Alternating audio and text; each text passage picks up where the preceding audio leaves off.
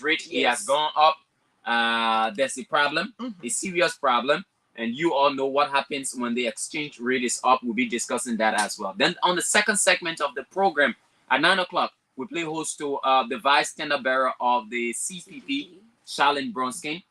Should be our guest on the program this morning. So it is a big show this morning, as always, and invitation to invite others to listen and watch along with you. If you're watching through our Facebook page this morning, we'd like to say good morning to you. In case you're listening to us via the radio, you can search for us on Facebook.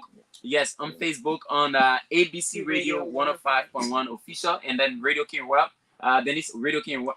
Radio King is ABC Radio 105.1 official as well, and you can download your app on the Apple App Store and also on your Google Play Store. With those using the Android phones, you can download to get Radio King and listen to ABC Radio wherever you are, wherever you find yourself, which part of the world you are. Exactly. So those are platforms available to you to listen or watch our live program this morning on the Morning Breeze. And let's take our motivational quote this morning, and it says, the only place where success comes before work is in a dictionary. The only place success comes before work is in a dictionary. Yes. Because success is S, work is W. So yes, I mean, in a dictionary, you will see success before you see what work. But in reality, you must work towards success. It does not come on a silver platter. You must work, and that's why we get up early in the morning to come here to do what we have to do for the motherland. And our African proverb says, don't set sail using someone else's star. Don't set sail using someone else's star. I know there's a tendency for us to have role models. But the fact is, the format they used to gain success or to gain stardom will not necessarily work for you. All right, it might work for them, but it can't work for you. So you must devise your own strategy in setting your own sail. So that you work in someone's shadow. In someone's shadow. I mean, that's not the way to attain success. Okay, so those are motivational quotes and African proverb this morning. Dennise, let's quickly go across the city and give our traffic alerts, beginning with Painesville. Yes, for those coming from the RIA highway, watch out for traffic from the Tingles Village upward to the rehab. Before the rehab, the RLG towards the rehab intersection. Watch out for traffic at that end.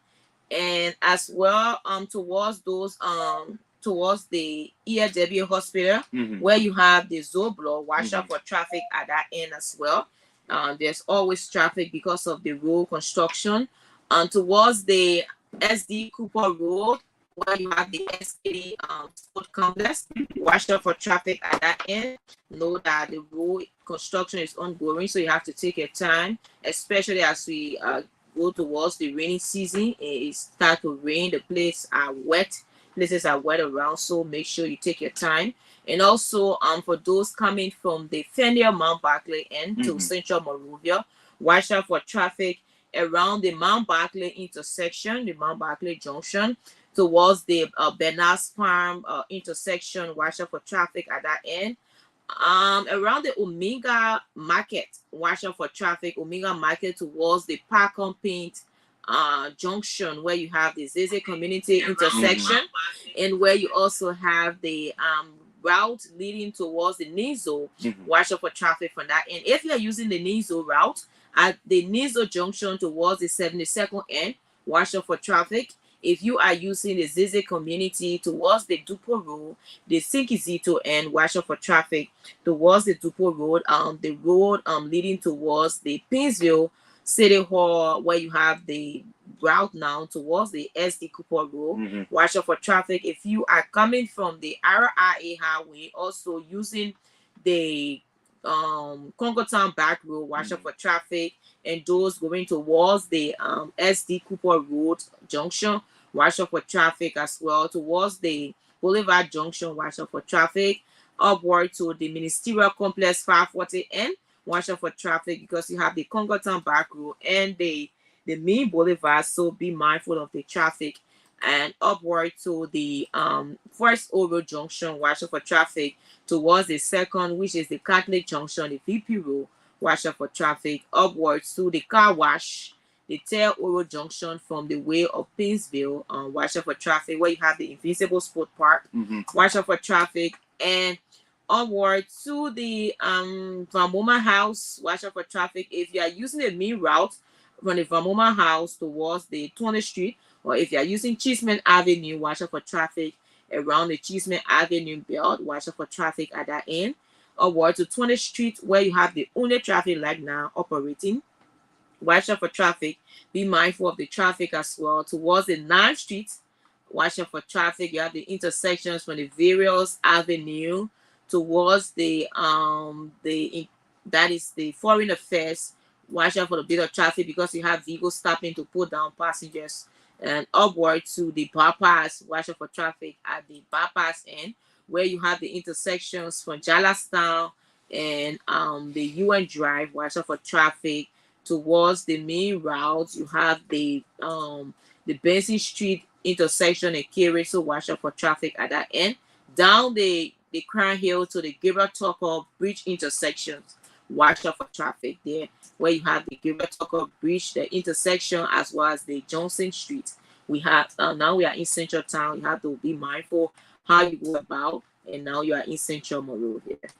Okay, that's it there for the Painesville Tinker to Central Monrovia. And if you're coming from Broadville, from Virginia, of course, you have to, the first point of traffic to consider is the VOA Junction. Of course, VOA Junction. Once you move forward down to Douala, around the Tua Farm area, before you get to the Momotown Junction, of course, that's the beer factory area. You should also expect traffic around that end. If you're moving through the Momotown and turning left towards the Carwell Bridge, you should also expect a bit of traffic there. Just in case you're using the street route through Douala, you should also expect traffic there as well. And if you're coming from Carwell, the Dixville Junction, expect a bit of traffic there. As you move towards New Georgia Junction, expect traffic there as well. And before you get on top of the bridge, that's the Carwell Bridge, also expect traffic around that area as well. And as you move through to the Freeport of Monrovia, because of the ongoing road construction, if you're coming from the Sayantan end, of course, expect traffic. And just before the Abijadi office there's a bar spot there, so expect traffic around that area as well. And as you push down to Claratown, Bartown, of course, expect traffic around those areas as you come to town as well. And if you're using the Japanese freeway, expect traffic around Batnasville Junction, New Georgia Junction, the Jamaica Road Junction as well. Expect traffic around those areas as you move across Monrovia. All right, those are our traffic alerts. And if you're using the Waterside route, of course, expect traffic around that area as well. So those are our traffic alerts. Let's now go across the country, Dennise, and speak with our correspondents because we have lots of things to talk about. And I hope you can start from that end. Better still, I can start from my end, and let's get our correspondence as quickly as possible in order to get it rolling this morning. Okay, trying to get a Prince Wampelu there in Grand Bassa County. Let's see what's going on in that part of Liberia. Of course, relief has been brought to the people of Grand Bassa County and other counties regarding the bridge, and that's good news for users of that road. Of course, do we have Prince yet? I'm still trying to establish contact with Prince. Okay, while you're trying to do that, let me go to Bone County and see if I can get Nathan Colley. All right, when I can get Nathan, of course, then Prince, keep establishing contact with Prince Wampelu. Let's see how far we can go this morning on the program. This is the Morning Breeze on ABC Radio 105.1. Do we have Prince now? No. Of course not. Of course, so we'll try in Bone County. In the meantime, be going there with our man Walkout Kerry. Let's do it simultaneously and see how fast we can go this morning on the program. Trying to get our man Nathan Colley from Bone County and find out what's going on in Central Liberia. Nathan, good morning and welcome to the program this morning. Well, good morning, Mr. Saydee. It's a pleasure to have me. Good morning to our many listeners up there. It's a pleasure to have me. Okay, how is Central Liberia this morning? Central Liberia is fine, specifically Banga, and we bless God I have a good weather. I think we will experience some chance today. Okay, that's good. And we've heard some good news from Bone County regarding the caterpillar invasion. What more can you say about that? Recently, the Center for Agriculture Research carry and the Director General of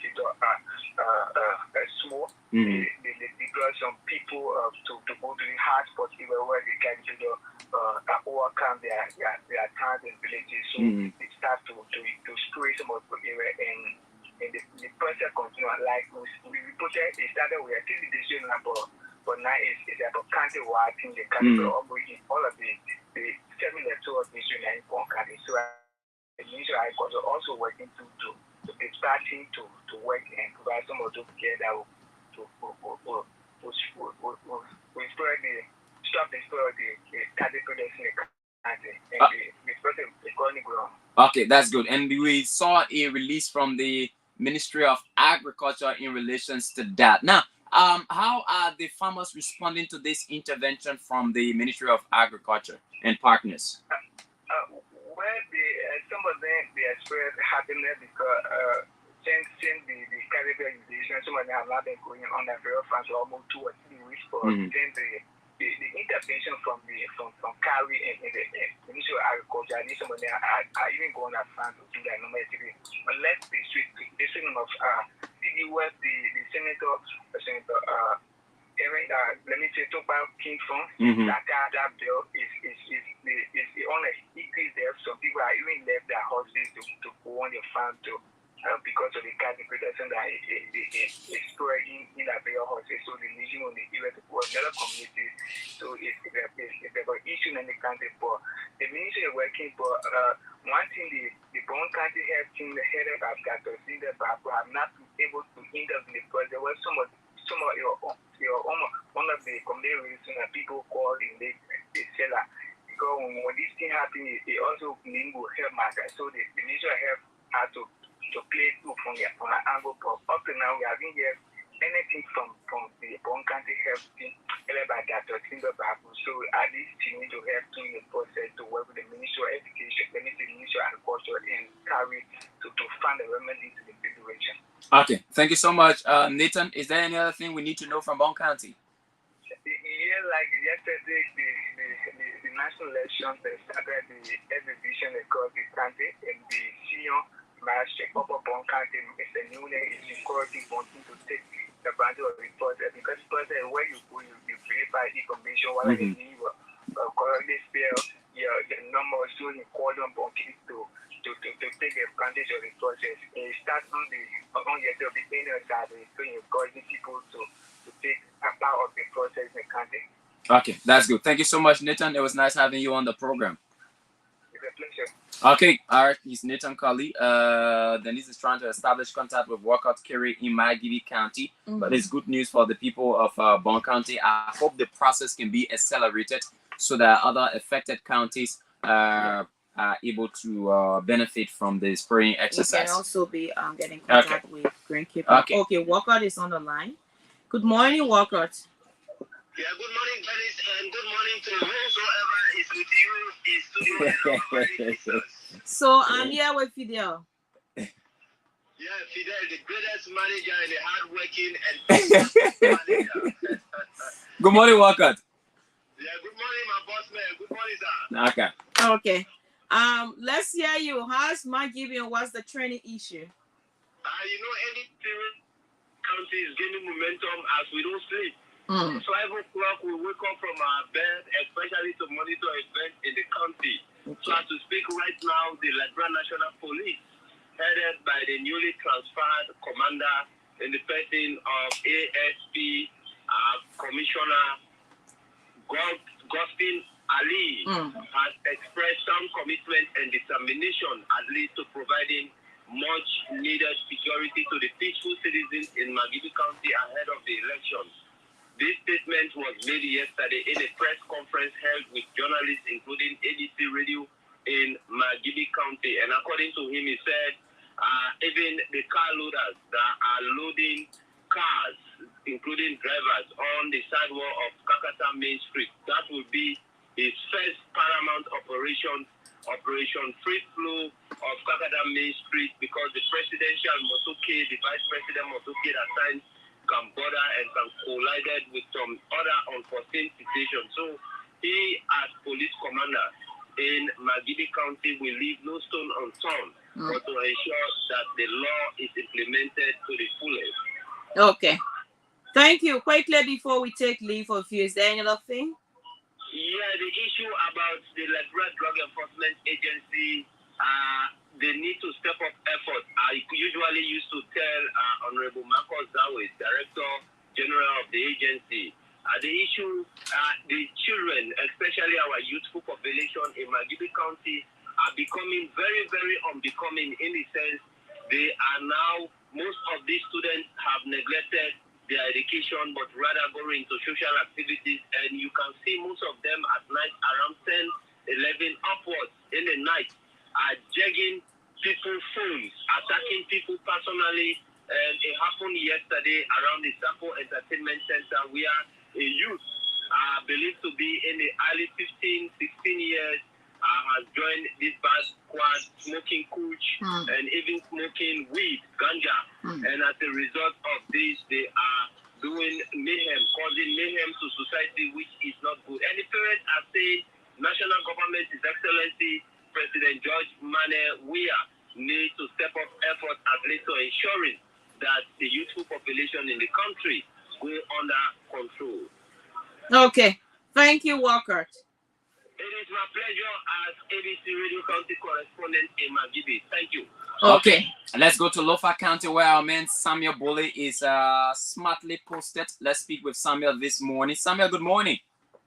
Yeah, good morning. Let me say good morning to our entire listener. Lofa is okay this morning. Okay, how is the weather like? Well, the weather is clear. We received a nice weather. But yesterday it was seriously downpour of rain. But today the weather is okay. Okay, that's good. What do we need to know from Lofa County this morning? Yeah, well, in Oklahoma District, in Dennise as a whole, where citizens have really raised a concern when it comes to the hospital, secondary referral hospital in Lower Lofa Oklahoma Hospital. According to citizens, they are saying, well, during the time of 2017, 18, 19, there was money collected from the citizens, $100 by individual and $200 by household. And the money was collected and the money was used to buy the drugs, so that the drugs before he found was introduced at the Kulang Hospital.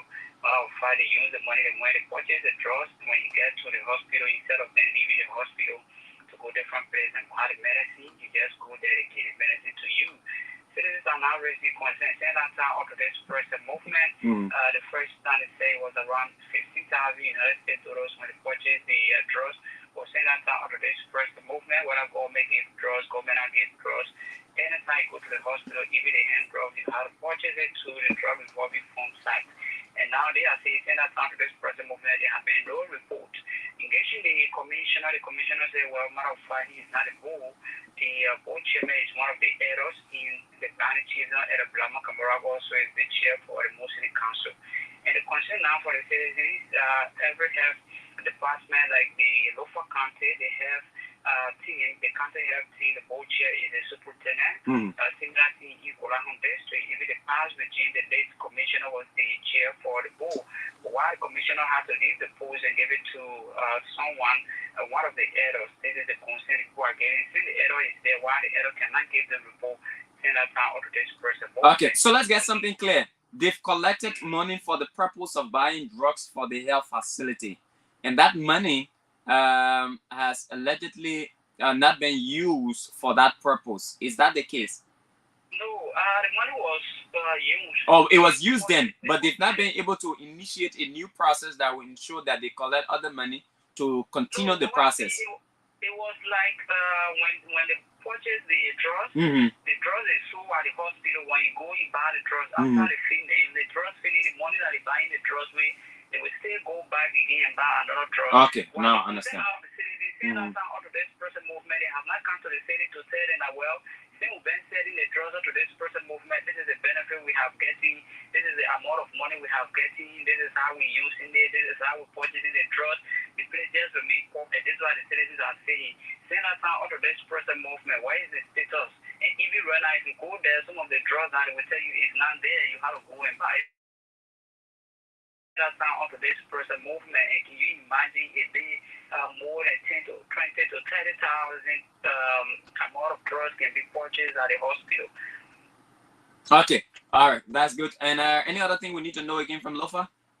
Yeah, finally now again the only ambulance at the Kulamu hospital is down, where citizens are still questioning when it comes to the same money saga issue that, well, you won't tell me the government is not even giving $1 to the hospital, the only ambulance. If somebody gets sick now, if somebody is in pain, definitely they have to carry the person over motorbike, or they have to use the traditional method to carry the person in the hammer. This is why the citizens are not saying, but we try to get to the commissioner.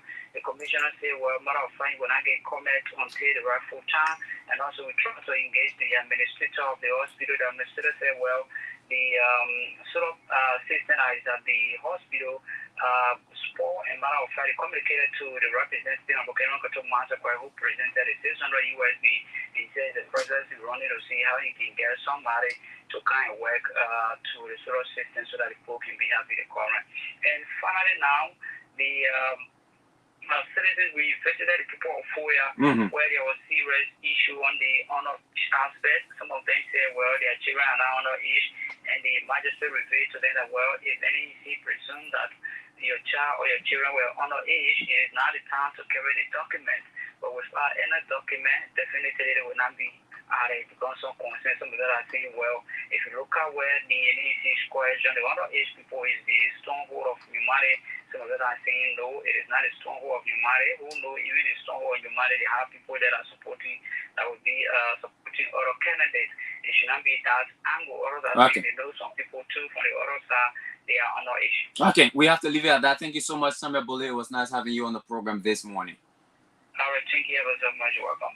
Okay. Dennise is trying to establish contact with our Grand Cape Mount correspondent. Okay, yeah. I think she has him right now. Good morning, George Potter. Yeah, Dennise on a motorbike, early to okay, then we'll rejoin you. Okay, all right. We'll rejoin him. I think he said he's going to cover that Rick verdict on trial. I realized that Botte is more like interested in court cases. Yes. Yeah, I think that's his faction. That's what I've seen. But let's establish contact with our man from Maryland County. Let's see whether we can get Frederick Coleman. No, not Frederick. Patrick Menza. Yes. Patrick Menza from Maryland County, and find out what's going on in that part of Liberia after the exit of Alexander Cummings from he's not on. All right, what else do we go? We go Frederick? I was trying to get Frederick from Grand Crew. Okay. Let's get him again and see whether he's on this morning. But this is the Morning Breeze on ABC Radio 105.1. If we can't get Frederick, of course, we take a breather, and when we come back, of course, we go into our first talking points this morning on the program. All right, this is the Morning Breeze with me, Fidel, Saydee, and Dennise Nimpson on a bright and early Tuesday morning, the 13th day of June 2023. And yes, doing what we have to do for Mama Liberia is what we're interested in. Okay, we can get Frederick. Let's take this breather. When we come back, Dennise, of course, we enter straight into our discussion point this morning on the program.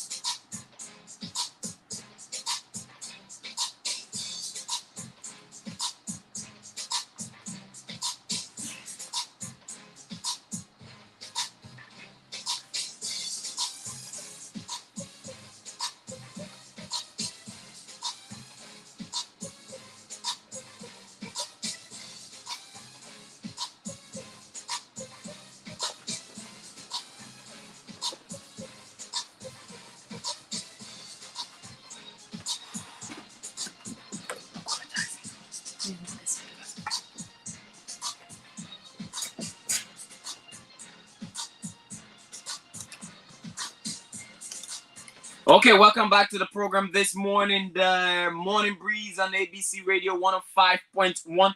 Let's go across to our legislative reporter, Jackson Clay. As you may well know, the Senate, the legislature. Yes. All right. There are lots of endorsement going on in Liberia right now, from individuals, institutions, political parties. They're all endorsing individuals for the presidency. Joseph Barker has received endorsements. Alexander Comey, has he? Of course, I think he has some endorsements from individuals. We are awaiting political parties, of course. But this time, 40 F-O-R-T-Y, Dennise, 40 persons, 40 lawmakers, senators and representatives, all right? They are endorsing President George we are on today. That's mammoth. But let's get to our legislative reporter, Jackson Clay, this morning. Jackson, good morning. Good morning, Fidel. And good morning to Dennise and our many listeners. Good morning. Now, Jackson, based on your experience of reporting from the legislature, how important is this endorsement on today? So, this importance seems very important. Seems very, very crucial. This endorsement is very important at this time because you can remember in 2017, similar situation occurred, but that was at the level of the Senate when 19 senators, today Senate Pro Temper Abachi was part of that 19 senators who endorsed Ambassador Barker then, and several other senators. So it's elect minor, 40 members of the House of Representatives, 40 lawmakers are expected to endorse the presidential bid of Ambassador President George Manuel Weah.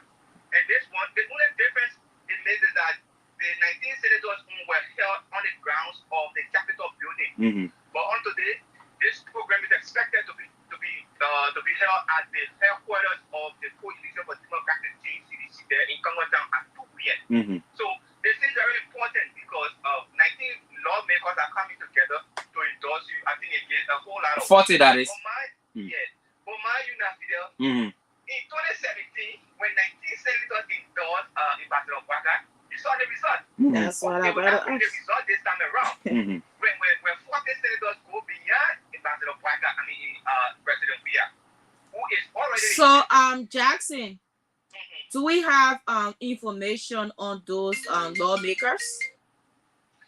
So basically, bulk of them will be members of the coalition already, and few persons who have already crossed over. Okay. Yes. But to disclose names right now, that I can't say to you because they are still tight-lipped yet. We were maneuvering our way to get in and this to get the listing, but then they are still tight-lipped.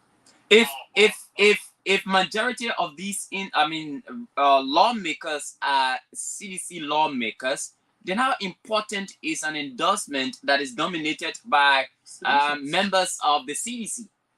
So now majority of them, like I said, some of them will be independent candidates because in the past there was independent candidates plus some several other persons who were already a member of the Unity Party.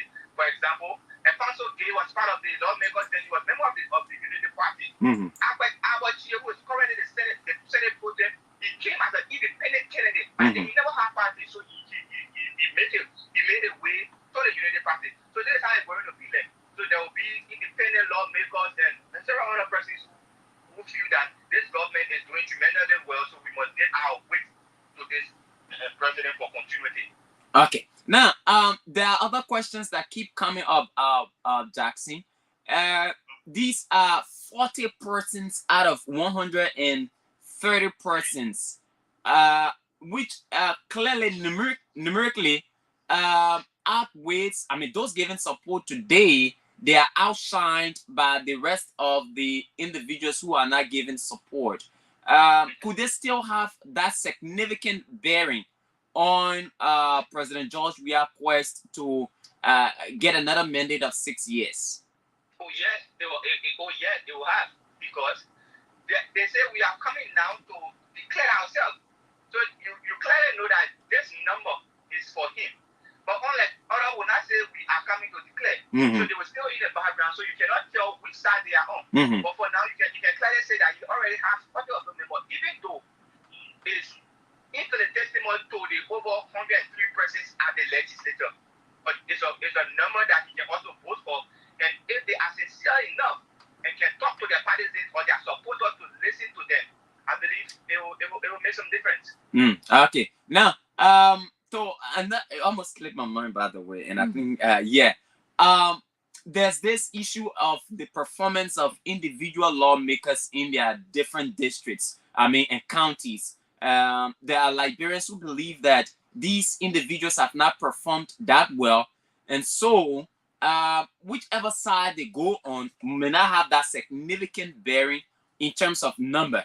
Added, because these individuals will be booted out. Could it be that they are seeking refuge in the event where President George Weah were to be re-elected, for them to have executive positions? That would be the thinking of others.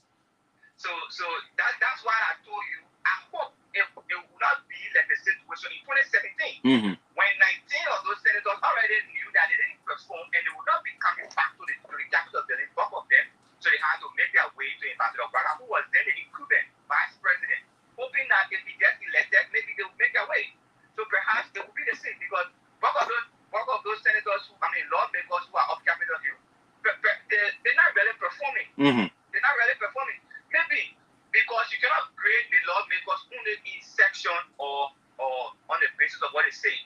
Some people will not talk in section, but if you go back home in their districts, in their counties, they are doing tremendously well to touch the lives of their constituents. But however the case is, we cannot say for sure whether they are those people who are not making impact or they are seeking refuge. But like elections are held in Liberia, both of those lawmakers, particularly the House of Representatives, the three persons out there, both of them will not return. And maybe it will also mean that they want to seek some fallback position. So I supported him in during the campaign period. So if I didn't win, I'm not one, so perhaps you should help me in this life. So it could be both ways round. Okay, that's good. Thank you so much, Jackson, for your perspective on the issue. All right, we will get in contact with you if there is a need to. Thank you so much. Okay, Jackson Clay is our legislative reporter, and I'm trying to establish contact with the Secretary General of the CDC, Jefferson Koji.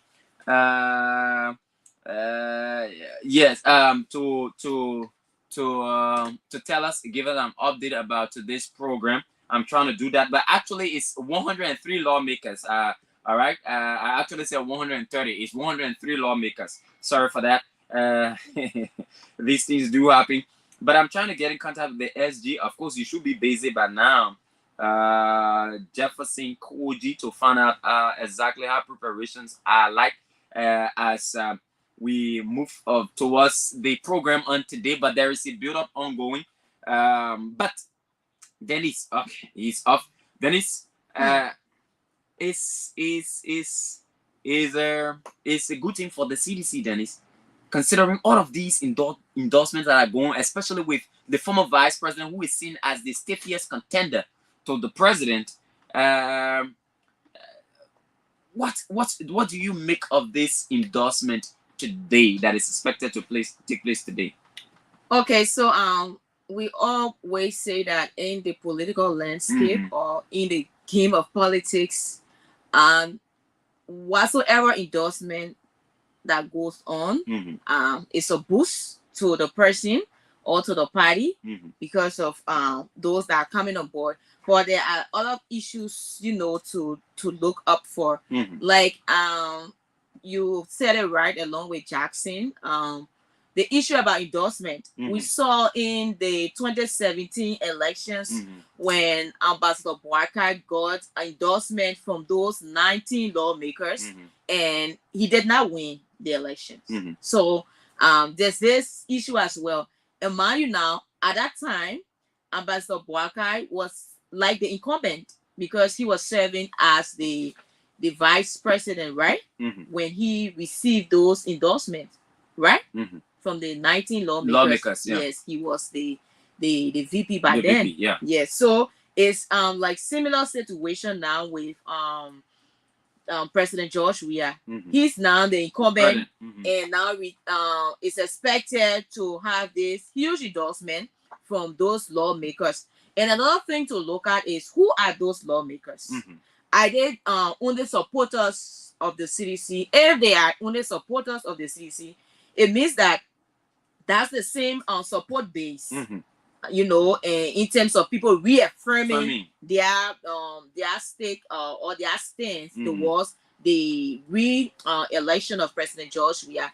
And if it is other lawmakers, quote unquote, perhaps independent lawmakers or lawmakers from opposition parties, then we have to look who are they, what are their impacts, you know, in their various constituents or in their districts or counties and all of that.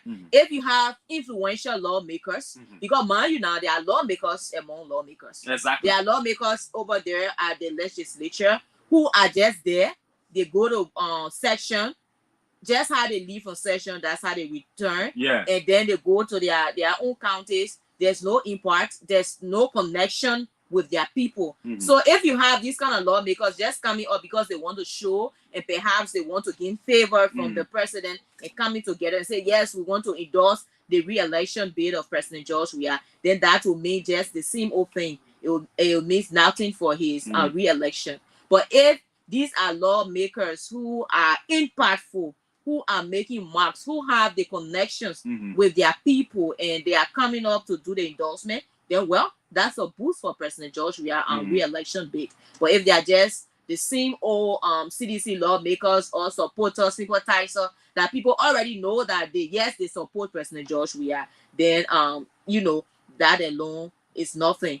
But like I said again, not to overly emphasize on that. If they are lawmakers, take for example, you have Yeke Koluba forming part of that.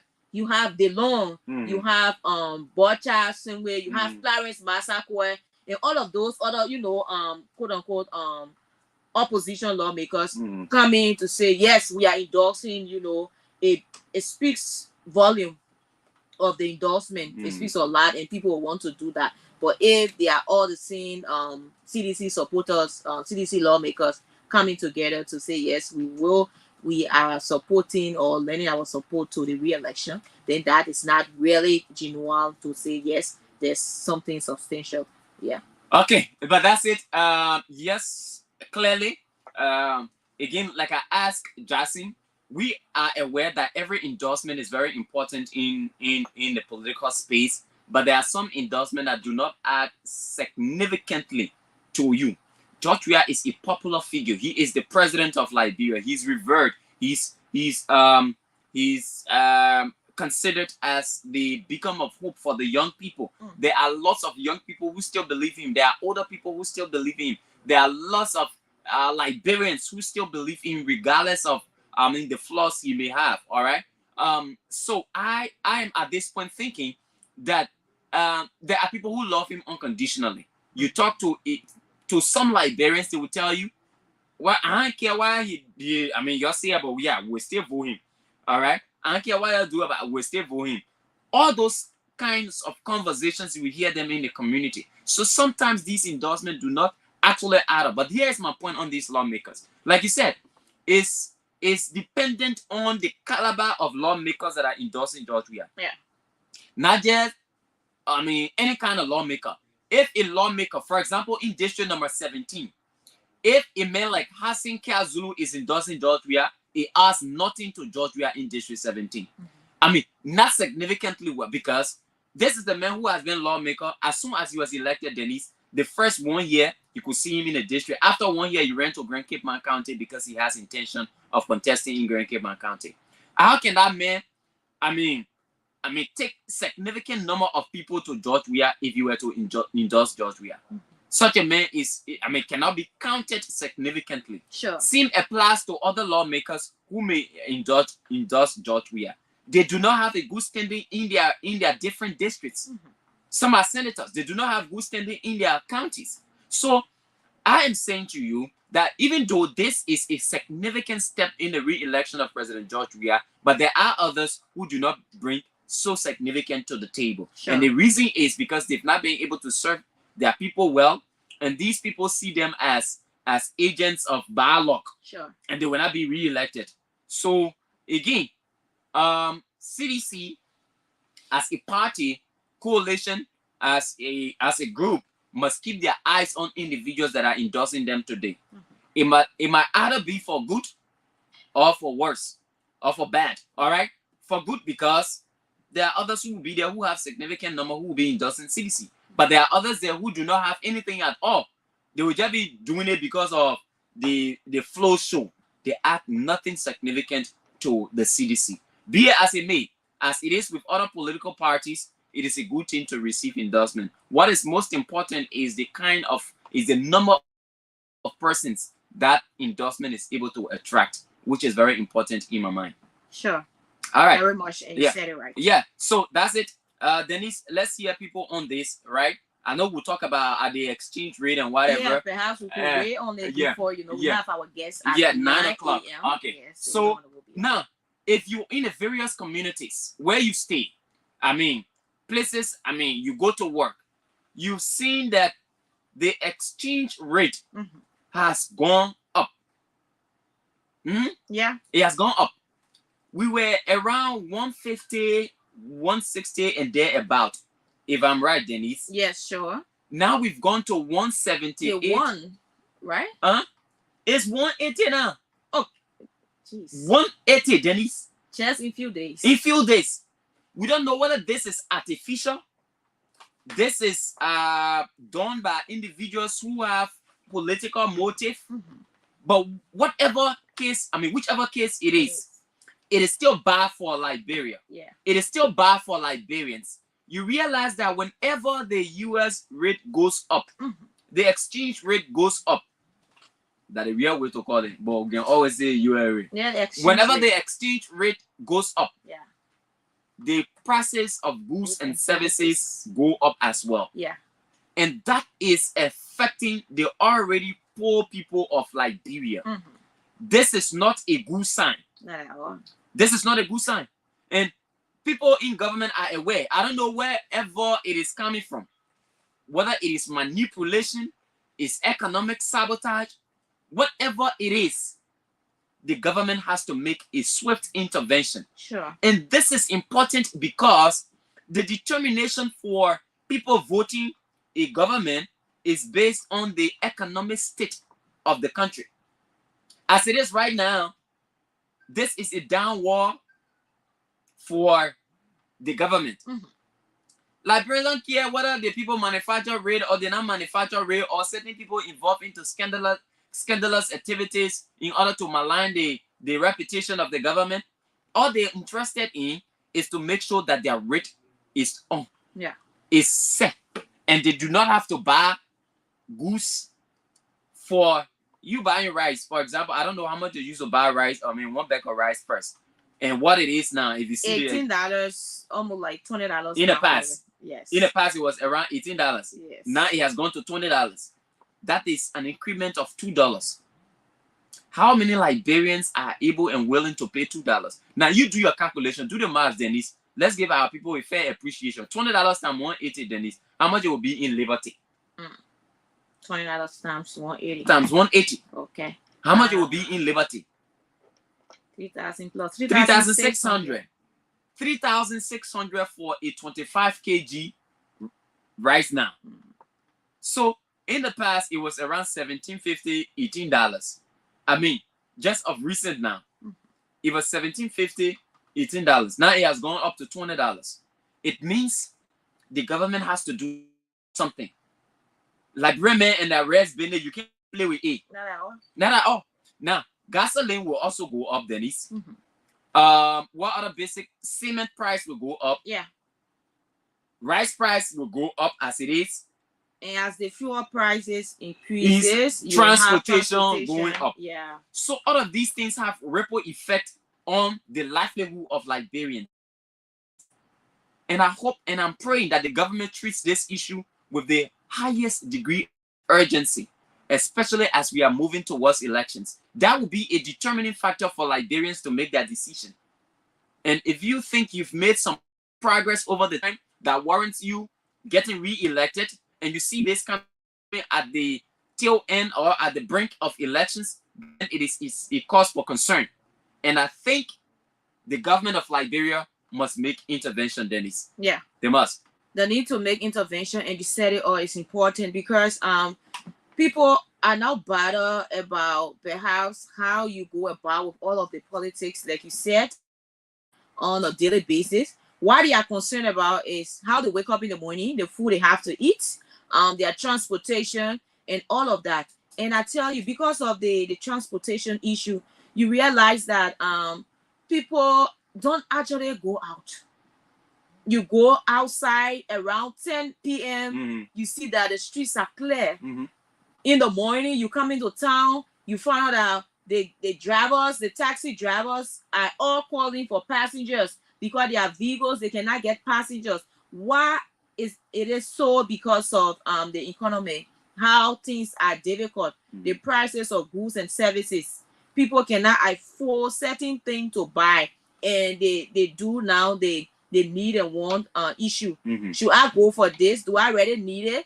Do I want to carry on this? So the one that is preferable, that they need urgently, that's why they go for. So you realize that those two as well who are running traffic to have their own daily bread, they cannot get much because people are not commuting from one destination to another. At first, you see someone just getting taxi, they have nothing to do. They are not working. In the morning, they wake up, they come to town, or they go to another place. They go to Pinsville, they go to Garnersville, they go Carwell, and wherever they want to go because maybe they just want to visit somebody. But this time, before somebody come out, they have to know what they are going for. What would they benefit from that before they can leave their homes? Because why? The economy is kind of difficult. Let's agree that people will always say the Ukraine and Russia war. At first, it was COVID. Now there's no COVID.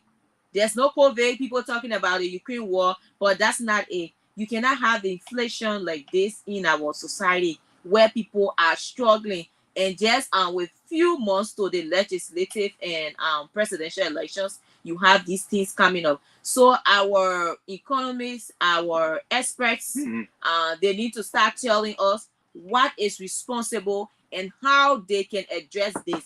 Because when the prices go up, you have the issue of rice, and rice is our staple. Rice is our staple. You got a price increasing. People go to buy. How many Liberians can afford $20 in a week, maybe to buy rice and all of that? Now you go, let's agree. People will say at times, oh, it is $18, it is $19, and things like that. But you go at those stores, sometimes someone will tell you, I bought it rice expensive, so I'm not going to sell it $18. Neither will I sell it $17. I'm going to sell it $20. Or you exchange the $20, you do exchange you exchange the $20, and then they give you 3,600. 3,600. Someone just gave you 200 change from the $20. Tell me now, isn't that $20 you're paying for the rice? How much is that? That $200. So this is how the country has become so bad, the economy, that people, the exchange rate is bad. Let's go to the lines to get few callers, I think. Okay, all right. Yep. And again, kudos to the Ministry of Agriculture and partners. This caterpillar business. Yeah. And I hope much can be put into it because the intervention is only in Bon County as it is right now. I'm told Guapulu is affected, and other counties are affected as a result of these caterpillars. Yes, and the dislodging of community residents from one area to another is of concern. You know, it's almost like emergency disaster. People don't prepare for that, but they have to be doing that to ensure that those people, you know, don't get affected by this caterpillar and things like that. So it's of concern. And now they have started spraying. It's good. We hope that they continue and all of that. Yes, Fidel. When I heard the story, it reminded me of the Crystal situation with Rodney. You remember when Rodney released that report on the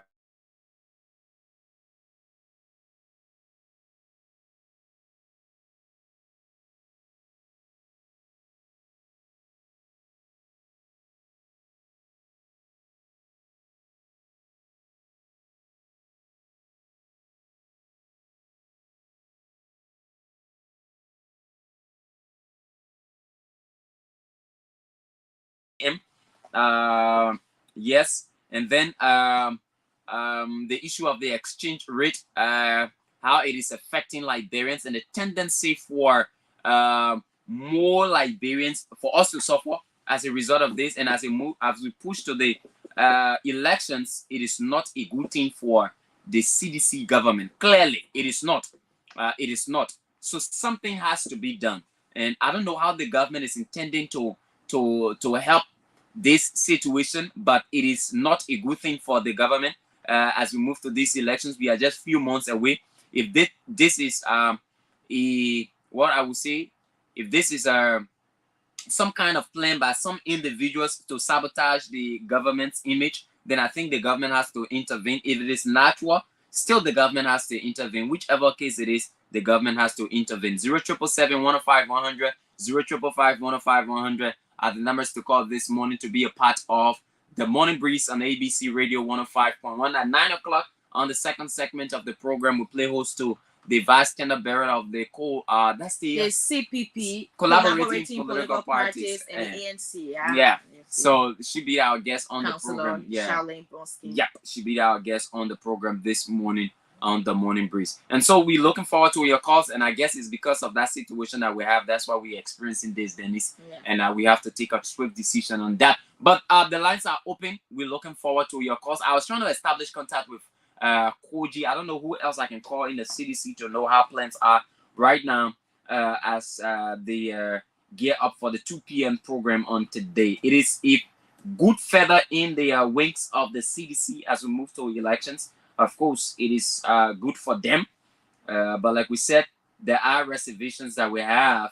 And lots of you also do have those reservations. And in fact, it is seditious. You remember when those small parties that they call them small parties. Those parties started pledging support to Boaga. They said there's so much room parties. They not even get partisans. All right. So President Weah? Okay, in 2017. No, I mean just of recent. Okay. They were pledging support to the CDC and Unity Party people said. Okay. Unity Party people said our mushroom political parties. Yeah, the one with the Bernard Blue Benson and other, they call them what kind of coalitions there, they pledge support. But of course, in these elections, you should expect. You remember just yesterday we heard on our news that 2 members of the PLP, they are at the verge of joining the CPP. All right, which means that cross-carpeting, internal conflict in political parties, infighting, and going at each other's throat. Yeah, that is expected in these elections, and we know that. We predicted that, in fact, even from the onset of the registration process. We knew that there would have been political figures and political parties that would be pledging support, and there would be people who would come out and tell us, "Hey, well, we now know what our people did, that are one thing they did over there." Yeah, so you would expect these things to happen in elections, and I am also cognizant of the fact that not all of these support and pledge of allegiance will amount to, physical votes. That is to say, not all political parties get parties in. That clear thing there. Then and we told you 10 new political parties just registered a few days. Yeah. What play they will take that parties in front now? For this one, like what play they will get that parties in front? So it is clear that some of these parties are only doing these things because they want to, get some people around, but they're not clearly doing it because they have the support to win elections. There's a law, by the way, Dennise, that a political party should have at least $10,000 as bank balance. That means if you're using all your money in, at least $10,000 will be in your account. So all the new political parties then are registering, they get $10,000 in their account that they're not touching you. You're not touching it. It's just there. Do they have that money? So sometimes I have this impression. I have this impression that there are lots of parties that are just registering. Let's go to the phone lines. Good morning. Good morning. Yes, sir. Yeah, I will need a song of the rescue model. My name is Donna. Yeah, you have to change your position, Francis. Sorry. You have to change your position. Go ahead. Are you getting it now? Yeah, go ahead. Thank you very much. And that's what we wanted to discuss this morning. Mm. The rich somehow bracketing, just like if government like we have, you want to really talk for the rich. Mm. Can you imagine? Yesterday in Bala, I saw 179 rich. And what was it today? What was it tomorrow? So they somehow discouraging those that buying to rich things to go and buy. Mm-hmm. Just complaining about the present inflation. We don't Okay. want to actually. So we need the government to come to certain people that are in the region. Okay, because yeah, that's true. We almost to July 26th. Yes, that's what they say is the major concern because from now to July 26th, the almost closer. And if it too, then we will be talking about 300 or 200. 200. In July 26th. Mm. So we are asking the government to please come. Then the issue about the endorsement Mm. is one for me. But it is the same old wines that want to place their same within a new bottle. I don't think it is something that we do most talk about in a term. But we all know that we all recycling, and that recycling thing we all in Liberia. But it cannot be someone already supporting you, then they come out again and say, oh, we are supporting you again. They will just be something like repeating something. Okay, now I understand your point. People that like Oh, sorry about that. 0777 105 100 0777 105 100 0555 105 100. The numbers to call this morning to be a part of the show. This is the Morning Breeze on ABC Radio 105.1 within Fidel, Saydee, and Dennise Nimpson. And of course, we're looking at the endorsement of the CDC on today by 40 lawmakers. 40 lawmakers are endorsing the CDC today at the headquarters of the CDC at 2 p.m. All right. And the president will be there as well. As I'm told, the president will be there. Good morning. Good morning. Yes, sir. Yes, sir. This is ABC Radio. okay. I'm sorry, I thought Okay. All right. So the man missed the frequency. The man missed the frequency. All right. But keep your calls coming 0777 105 100 0555 105 100. Let's hear you this morning. The endorsement of the CDC by 40 lawmakers. How significant it is to the re-election bid of President George Weah.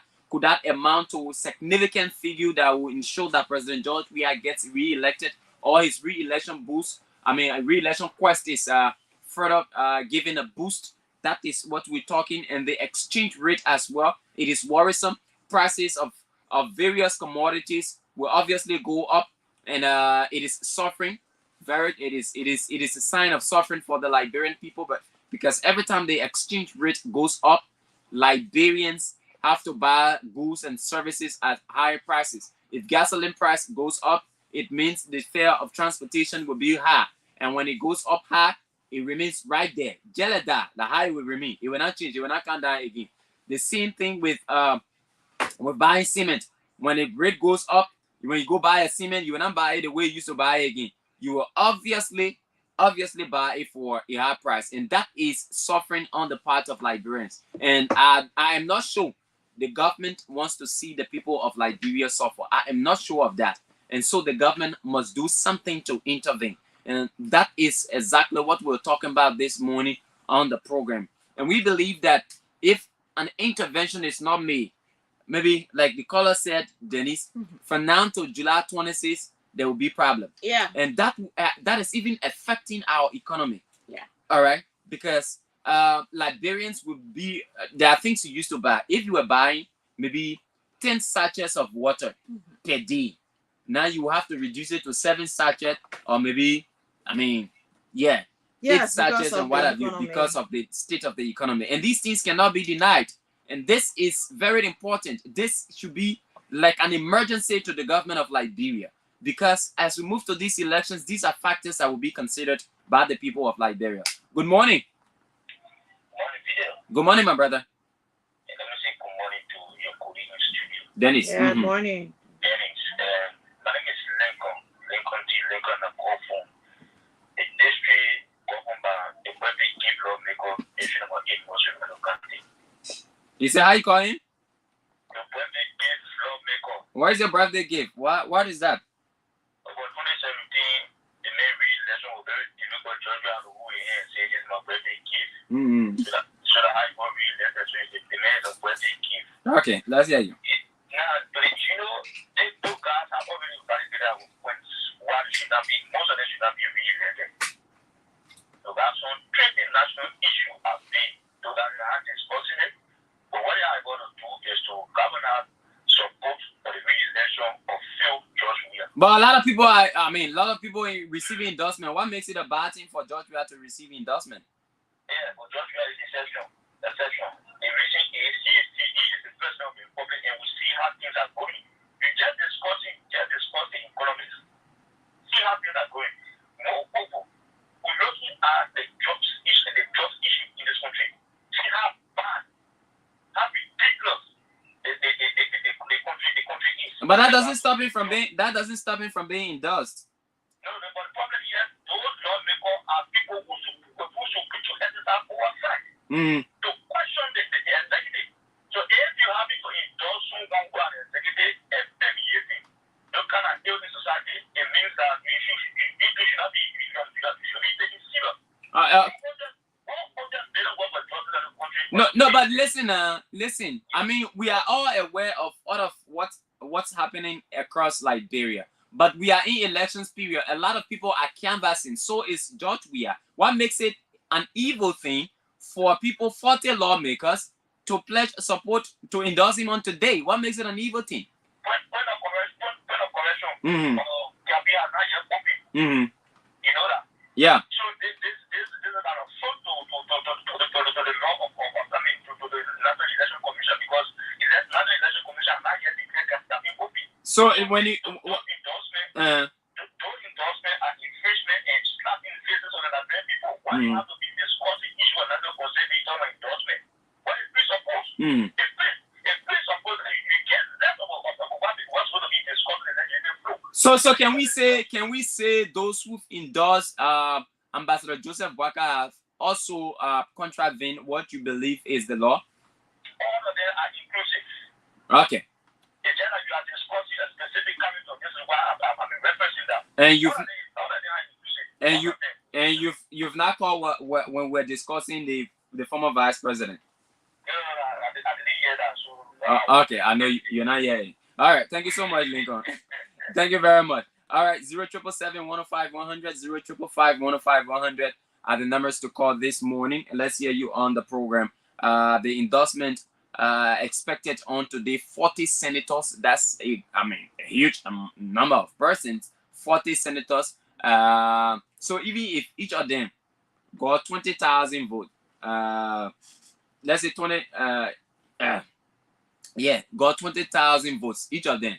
20,000 times 40, Dennise. That's about almost 80,000. 80,000. I'm not good at math. Yeah, somewhere there about. There are plenty number there. Yeah. There are plenty number there. So, minimum now. What this thing is Good morning. Yeah? Good morning, my brother. Yeah, you gotta get from that orange mini man.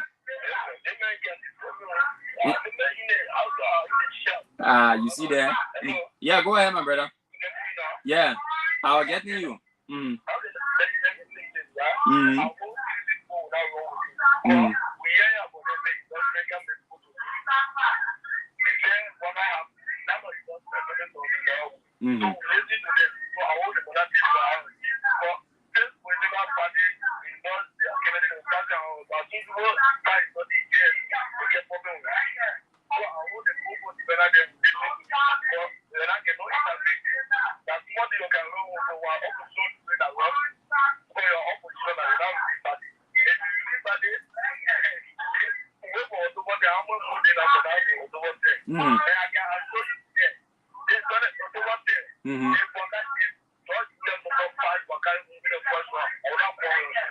Okay. Thank you so much.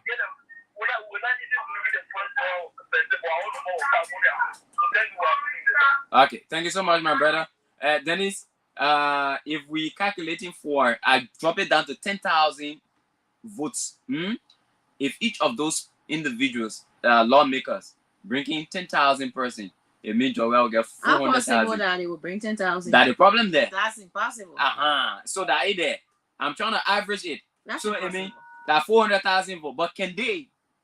Those people will still be struggling in their districts. Impossible. And at this point in time, you see this election is very crucial, and that's something perhaps people are not taking into consideration. We are going towards general elections, meaning bulk of the lawmakers will be after their own re-election, and those who also are supporters that want to come in will also be after them getting power. Exactly. So, everybody will be speaking for themselves. You on your own. Yes, on yourself. It won't be about whether the president, okay, let's take this person. Okay, good morning. Yeah, good morning, Fidel. Good morning, Brunel. David. Let me say good morning to Dennise. Welcome back, my brother. Thank you. Thank you, my brother. My brother, let me appreciate you this morning. Also, let me appreciate the Almighty God for what brought me to us, our voice of His. My brother, you know what? The important thing you said in morning, which is the exchange rate. It's something that's very essential as think about it. Look, that was the government center and allow people to control their control people. They allow people to control you. I think people who work along with the president, they are not really doing well for this president. The president came with the matter of change. It's not about change. All these things like the minister, the other said that in the year, even go back, they will not cause $870, not a year, are causing $800. What is the minister saying about it? What is the central bank of Liberia saying about it? What our national legislature saying about it? All of them just start up quiet because that huge amount of money which they want to transform in the that we agree on. One of my brother is sick. I can say this.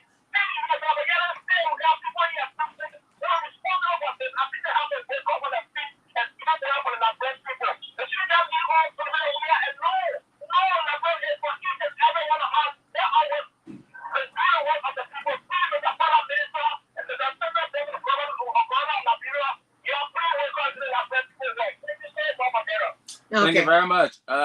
Thank you so much. We take another person 0777 105 100 0555 105 100.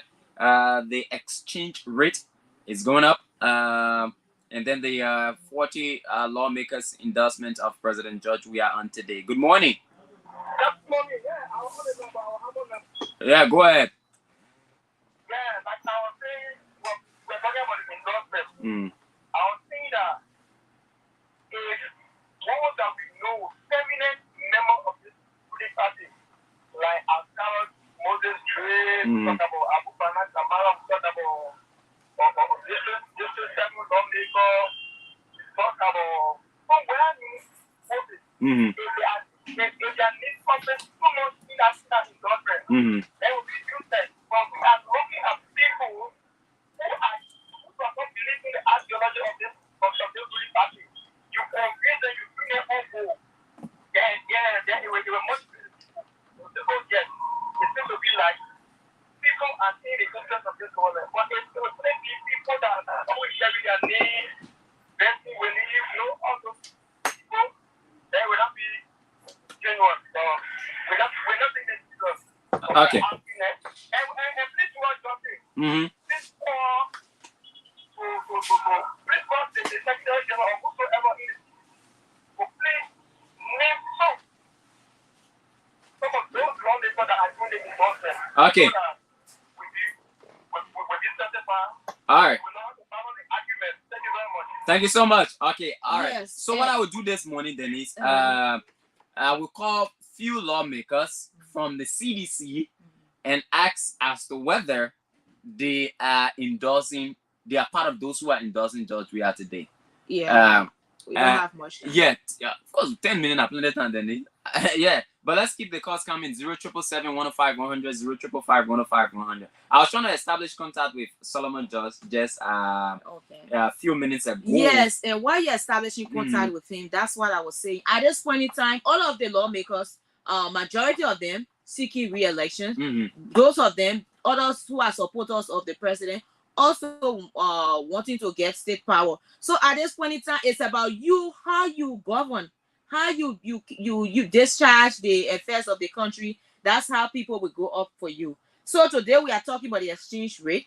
The exchange rate is high, and people are talking about it. People will say, "Oh, no one has monopoly over whatsoever thing." But the need for the president to see that as a concern, it is important. Because come October, he's the one seeking re-election as the president. You won't sit down and mark someone toward and say, "Oh, this is going like this and this is going like that," and you don't move about it.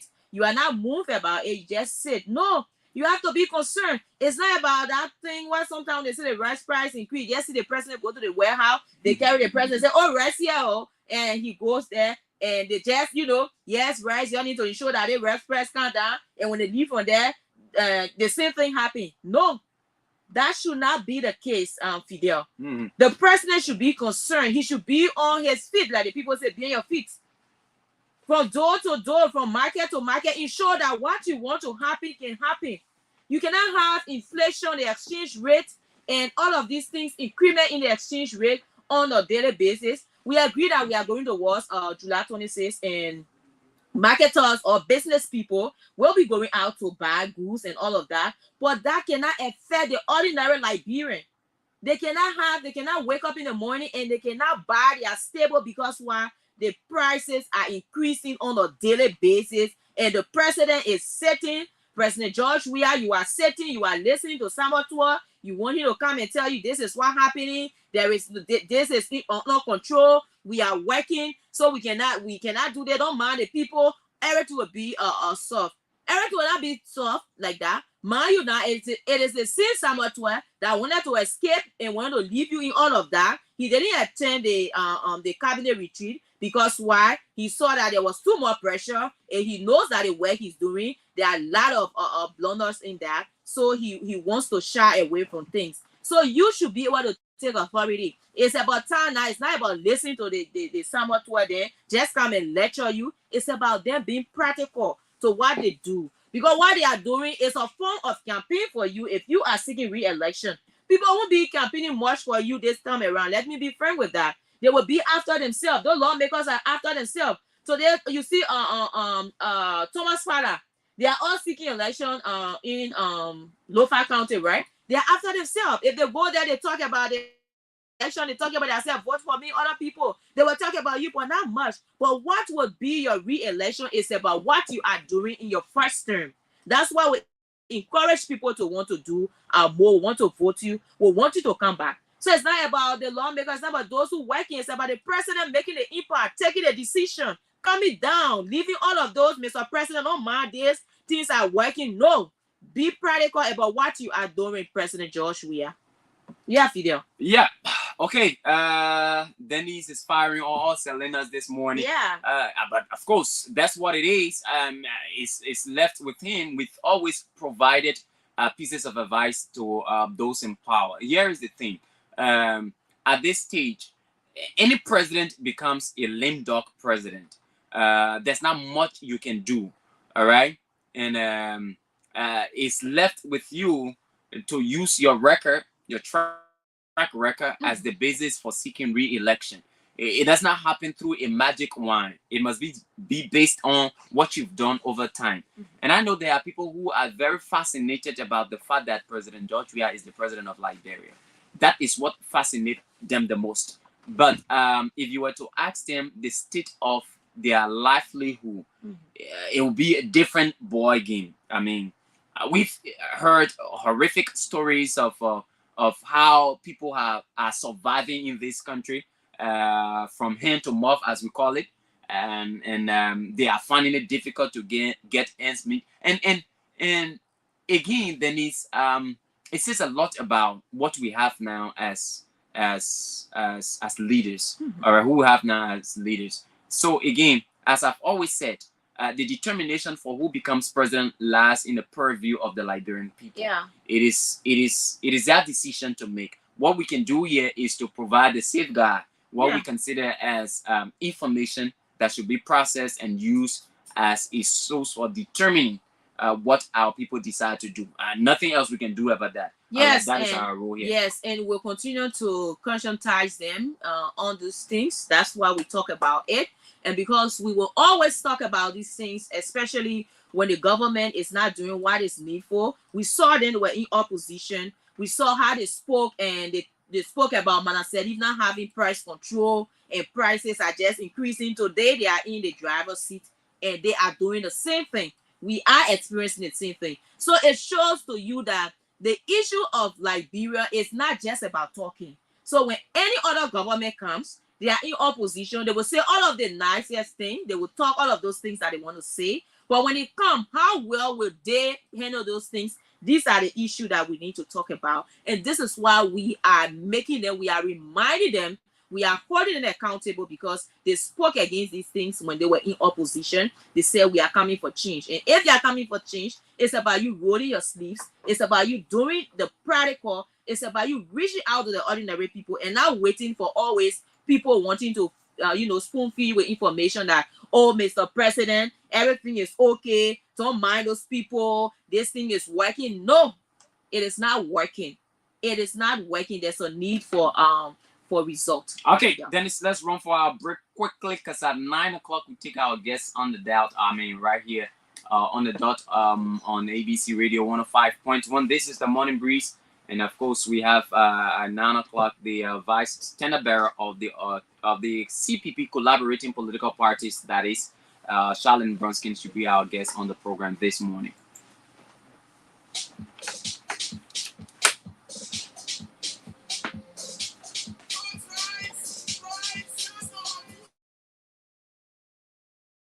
Rovia Logistics is back. Have you been looking for a one-stop shop to rent and hire machineries of all types? Look no further. Rovia Logistics Incorporated is the answer. Rovia Logistics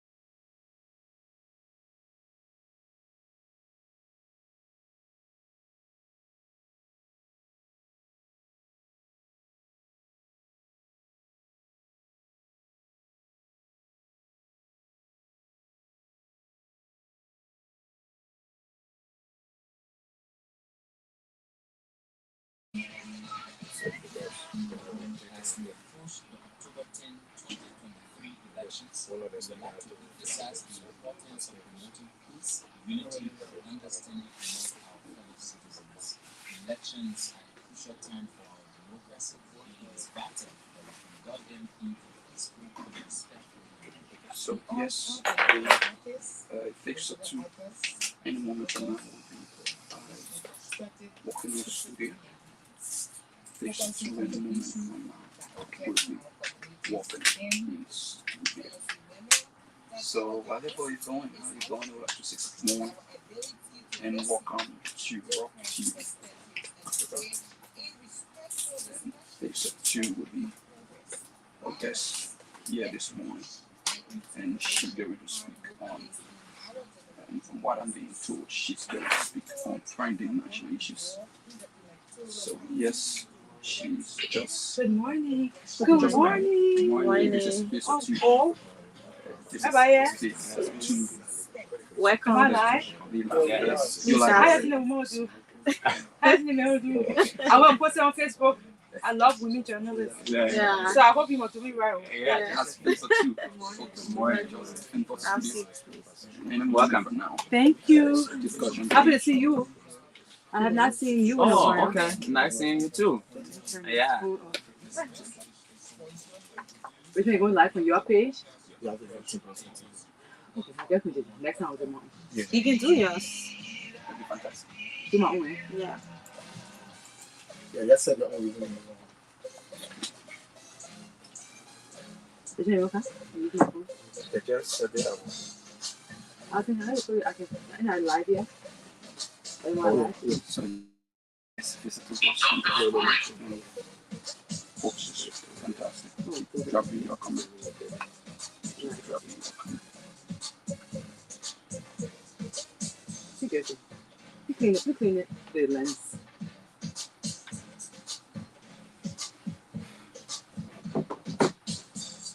May I know which stations are you? Rock TV Africa. Oh, that's my phone. Yeah, this is like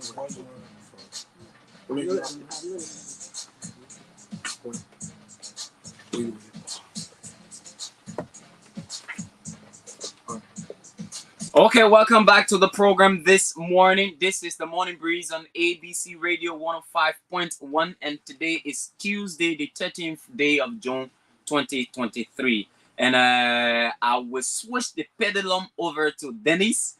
Let her engage her counterpart, as I will call it now. No, we are in this together. Okay, remember? good. But you get the ball rolling, Dennise. Okay. Good morning, Counselor, and welcome to ABC Radio. Good morning. Good morning. Okay. It's good having you. How was it getting here? It was easy. It was, I'm not too far from here. I live in Cinco. Okay. So it was an easy ride. I'm very excited to be here. Dennise has interviewed me before. Okay. Fidel, you and I have not sat across the microphone from Of each course other. not. So This is our debut interaction. Exactly. But I'm happy to be here. Great. Okay. It's great having you. We all know Counselor Charlene Bronskin, but we'd like you to, introduce yourself and provide some background information about your career, experience, qualities, and the position for which you are, vying for now. Okay, great. So, good morning again to everyone. I am Counselor Charlene Bronskin. By the title, you know automatically that I am a lawyer, counselor of law. I don't like to lead with my profession, but I would lead with my profession. I'm a lawyer. I run and manage a law firm, C&B Law Group. An achievement that I'm very proud of.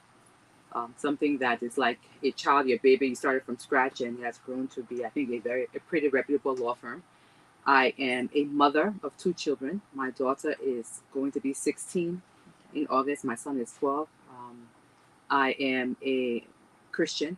I'm a spiritual person. I believe in, the spiritual realm. Mm-hmm. I believe that all spiritual people, irrespective of religion, I think spirituality is very important. Mm-hmm. I'm a Bassa woman. Mm-hmm. My mother and father both are from Grand Bassa County. Mm-hmm.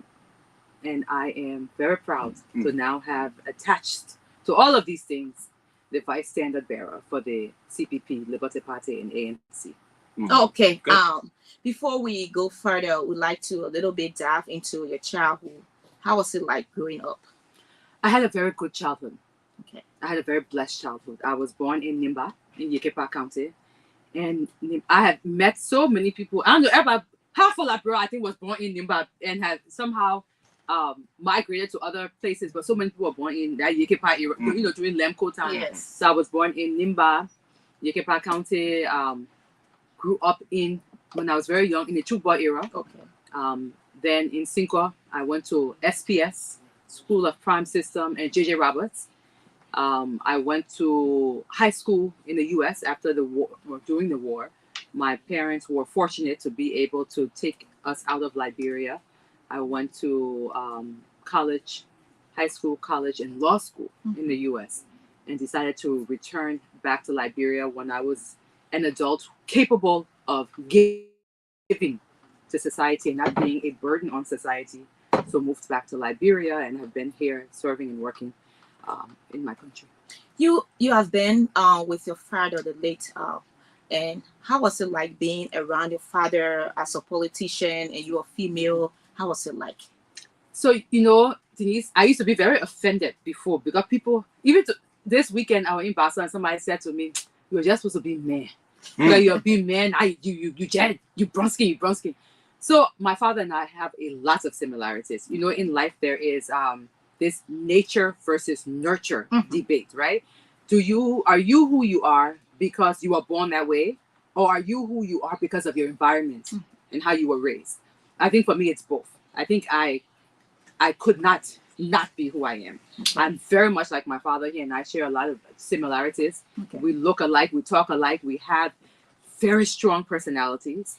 And then I grew up in a home where my father was constantly pushing me and telling me, you must be great, you can do better. His standards were very high. But I think something that he always impressed upon us was this obligation to give back. Okay. And despite what many people feel, my father did not come from a wealthy family. Not only did he not come from a wealthy family, but the Bromsky family from Bassa, my grandfather Hannibal Bromsky, who the Bassa people know as a poor man lawyer, he was the oldest child, Hannibal Bromsky now. So he had to, when his father died, he couldn't finish, he graduated from high school, but could not come to Monrovia to get a college degree. So my grandfather, of all the Bromskins, was the one who I think had the least. And because of that, he always pushed my father to do more, to give more. And that's the same values my father instilled in us. Always he would say, it is by God's grace that you have what you have. So in that regard, I learned very much to be patriotic, but I learned first and foremost to be caring, to be compassionate, and to be able to understand and empathize with other people's sufferings. Do you see yourself at where your father was pushing you? And he never pushed me into politics. Okay. That was the only thing. So even when you talk to some people like who were very close to my father 2017, the Ben Sanvi or the Israel Akinsaya, or at one point in time, even Darius Dillon, all of them who were around my father 2017, they saw my passion for politics and they kept pushing me to get more involved in the campaign. And I remember Ben always tells the story, my pa would tell him, leave my daughter, leave her alone. So he always had wanted to protect me from politics because we all know how brutal, how dirty Liberian politics can be. But I do think that before my father passed away, he was proud of the woman I had become. I think he was proud of me because he saw that I didn't rely on him. I was an independent woman. I was somebody who was contributing to society. So it doesn't matter what you are doing. I saw my children too. I don't care how you're contributing to society. Make sure you are. You are not a burden, but you are a benefit to our country. And I think he would have been proud. How do you manage politics in the legal field? Does it somehow interfere or cause challenges for you? Yes. Let me not even lie. It is overwhelming sometimes. It's overwhelming. Because and I'm not perfect. I got plenty of problems and issues. Everyone. But I try to set a standard for myself. So even with the law firm, I don't want it to slip. I don't want things to go bad because I'm focusing right now a lot on politics. Thankfully, I have very good, very competent lawyers there, but I tend to be, I like to be involved. I'm very hands-on. So it is difficult. To be quite honest with you, my children were here. They grew up, went to a school in Cinco. My daughter now is older, so she's in high school in America in a boarding school. And my son is there right now. They're coming in a couple of weeks. So it is a little bit burden is lifted off of me because I don't have the requirements of the day-to-day motherhood that many women in politics, and I think it's something we should talk about, So many women have this additional burden of being the caregivers in the homes, but they're also professionals. So then imagine how difficult it is for them to get into politics. So the burden is very heavy, but I feel a calling to it. I feel an obligation. So we balance everything and we make it happen. Okay. Sure. Now, straight into Grand Bassett, where this entire political desire began from. What drove you? Because at one point in time, we heard you were contesting in Grand Bassett County. What drove you into politics, by the way? So, I was talking to a group of pastors, and sometimes when journalists ask me questions, I deviate a little bit because I think I want your listeners to really get to know who I am. So I will answer your question, but I will answer it in a roundabout way, if it's okay. So right after my father died, if you know me, my father was my best friend, and I would turn this way so I can have a conversation with you. He was, I think most young women, your father is, if you have a good relationship with your father is your first love. Exactly. Right? Your father determines what your relationship with men will be, etc. And he was a lawyer, so he was my professional mentor and then also political mentor and leader. So right after he died, my life changed significantly here in Liberia.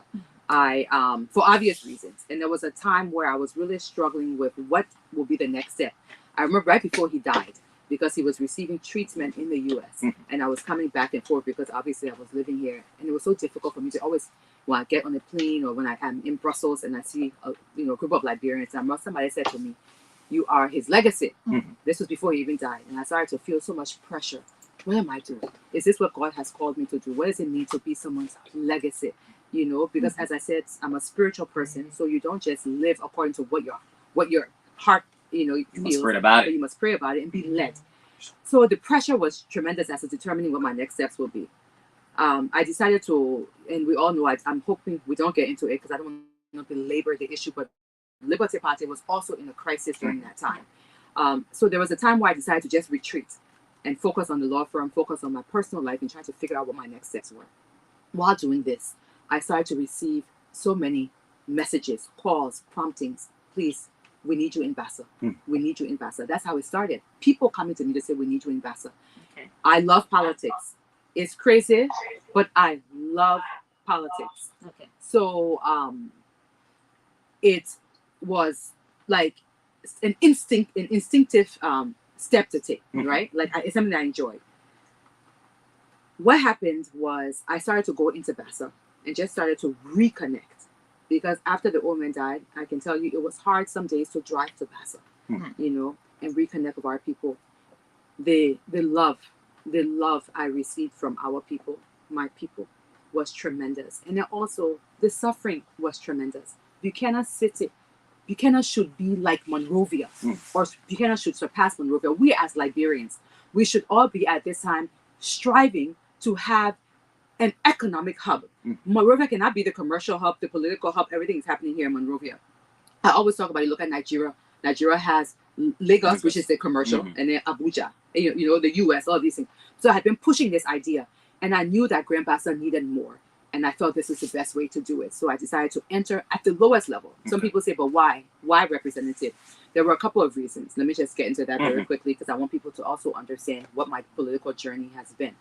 At the time, we had even Senator Jonathan Kape was an incumbent senator. He is from Grand Bassa, and he was on the Liberty Party ticket at that time. What I've learned is he's running independent. He's not running on LP ticket again. So I didn't want to cause problem in the party to come and say I'm going as a senator, because he was already there. And then also I believe, and Dennise, maybe you can relate to this.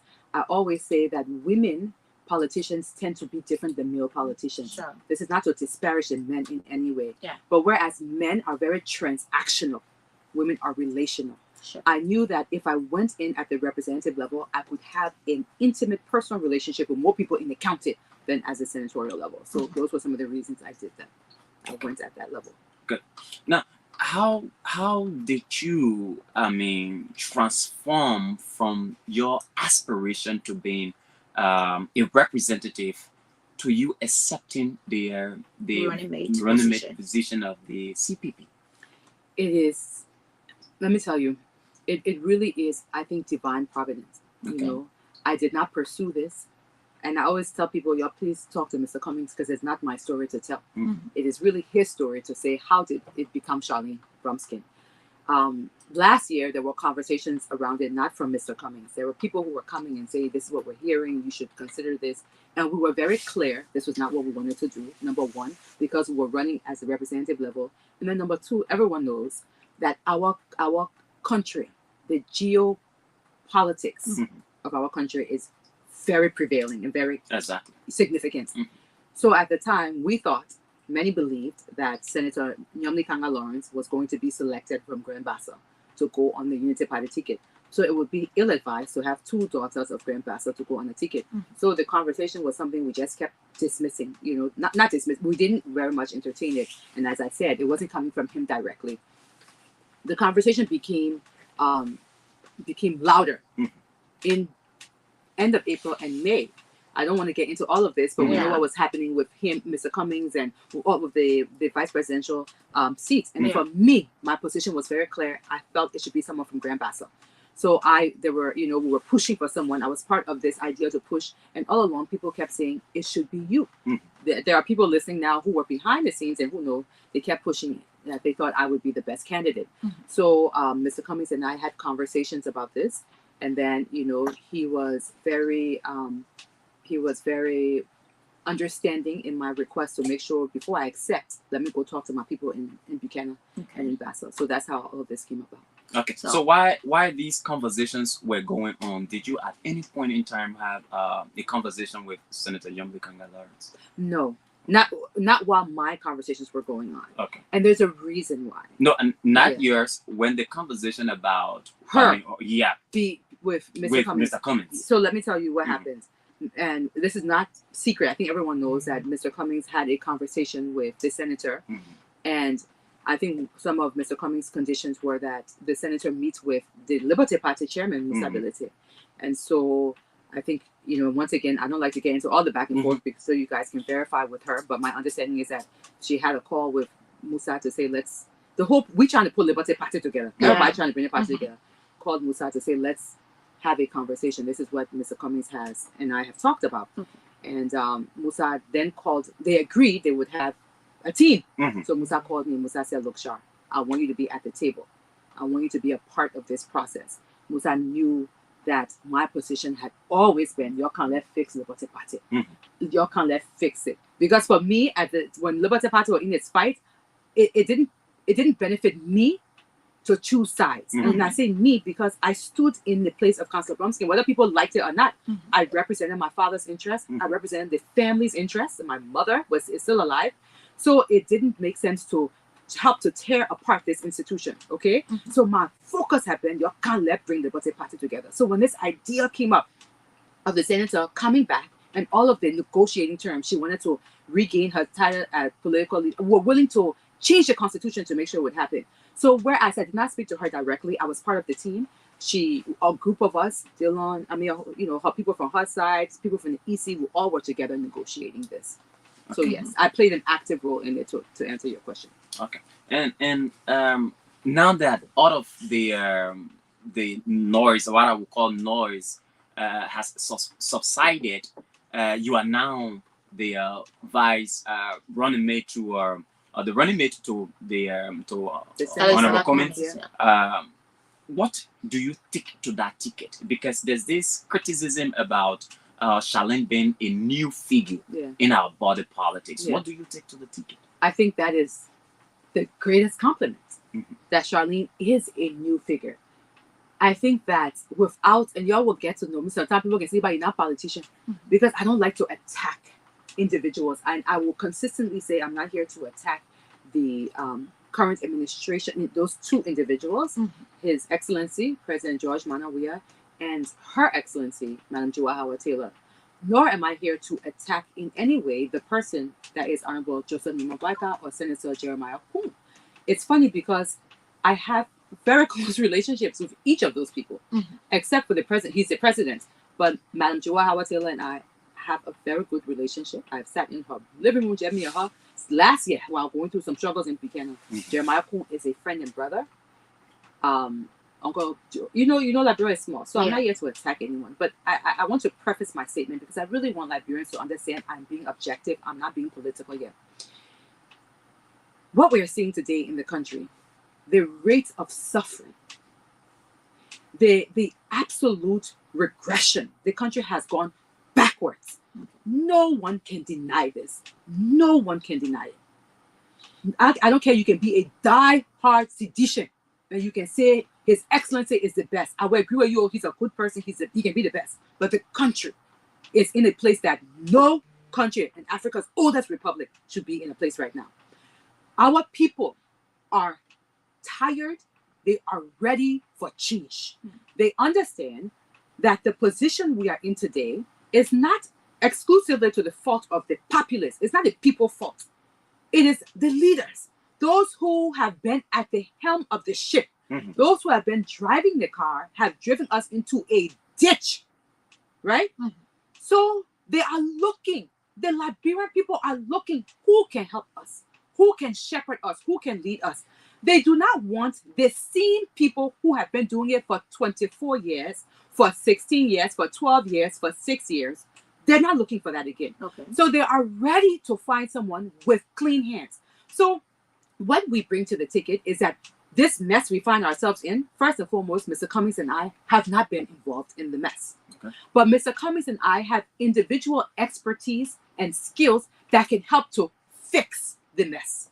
Mr. Cummings, everyone knows, and when I went to the Oro Market or while in Basso, while going to Bon County this weekend coming up, we all know the bottom line, Liberian people, they need somebody to feed them. They need jobs. We need jobs. We need an increased and expanded economy. That's what we need first and foremost. If you are not making money, I don't care how great the healthcare system is. No one's going to give you ultimately free healthcare. You still have to buy to be able to take care of you have to pay for your drugs. Sure. If you are not making money, even if you are going to the government school, the government relies on taxpayer dollars to make sure that the education that's provided is quality education. So the bottom line, the most important thing is jobs. Mr. Cummings has an expertise, my people, that he era in creating jobs. He is a business guru. He has gone into companies, corporations, where their budget is greater, some of these multinational enterprises, I always talk about it, M&Es, than our own budget here in Liberia.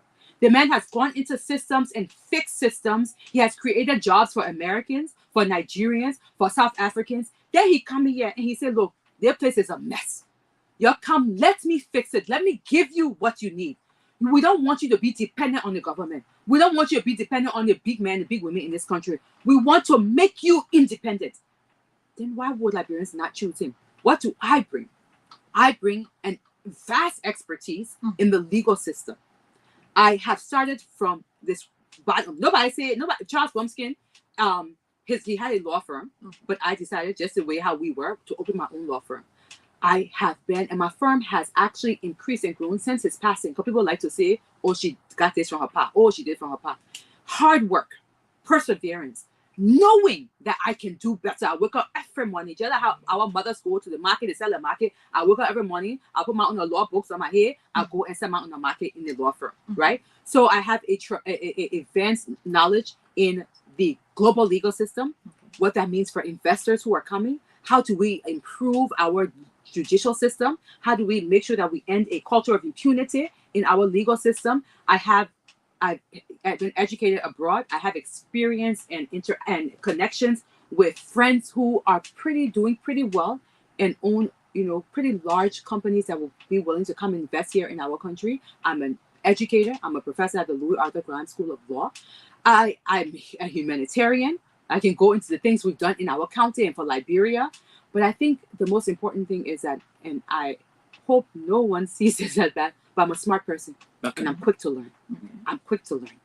And I think that the care and compassion that I bring to the table, to a sincere desire to see women and children and the elderly and young men and older men do better. I would care about our country. I think Liberia needs leaders that aren't just competent, but leaders who care. Mr. Cummings and I bring that to the table.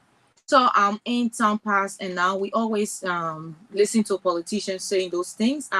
What are some of the ways that you want to engage these things as being on your platforms? How do you in turn engage in some of these things you're talking about? Great.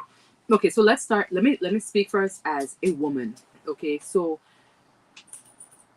I know that many of the women folk and even the youthful folk will be attracted to me. I believe it. I believe more so than maybe the men or the elders. I believe the women, hopefully, and the youth will understand what I bring to the table. I so much believe, and I will always talk about this thing, yet what we need in this country more than anything is jobs. We need to expand our economy. We don't need to rely on the government. One of the great things that Mr. Cummings is going to be doing that attracted me to his platform, that attracted me to him as an individual and someone I could support, is his sincere desire and push to empower women and youth in the economic sector. So within the first 100 days, what we're going to be doing is launching a $20 million US dollars fund, entrepreneurial fund for women and youth.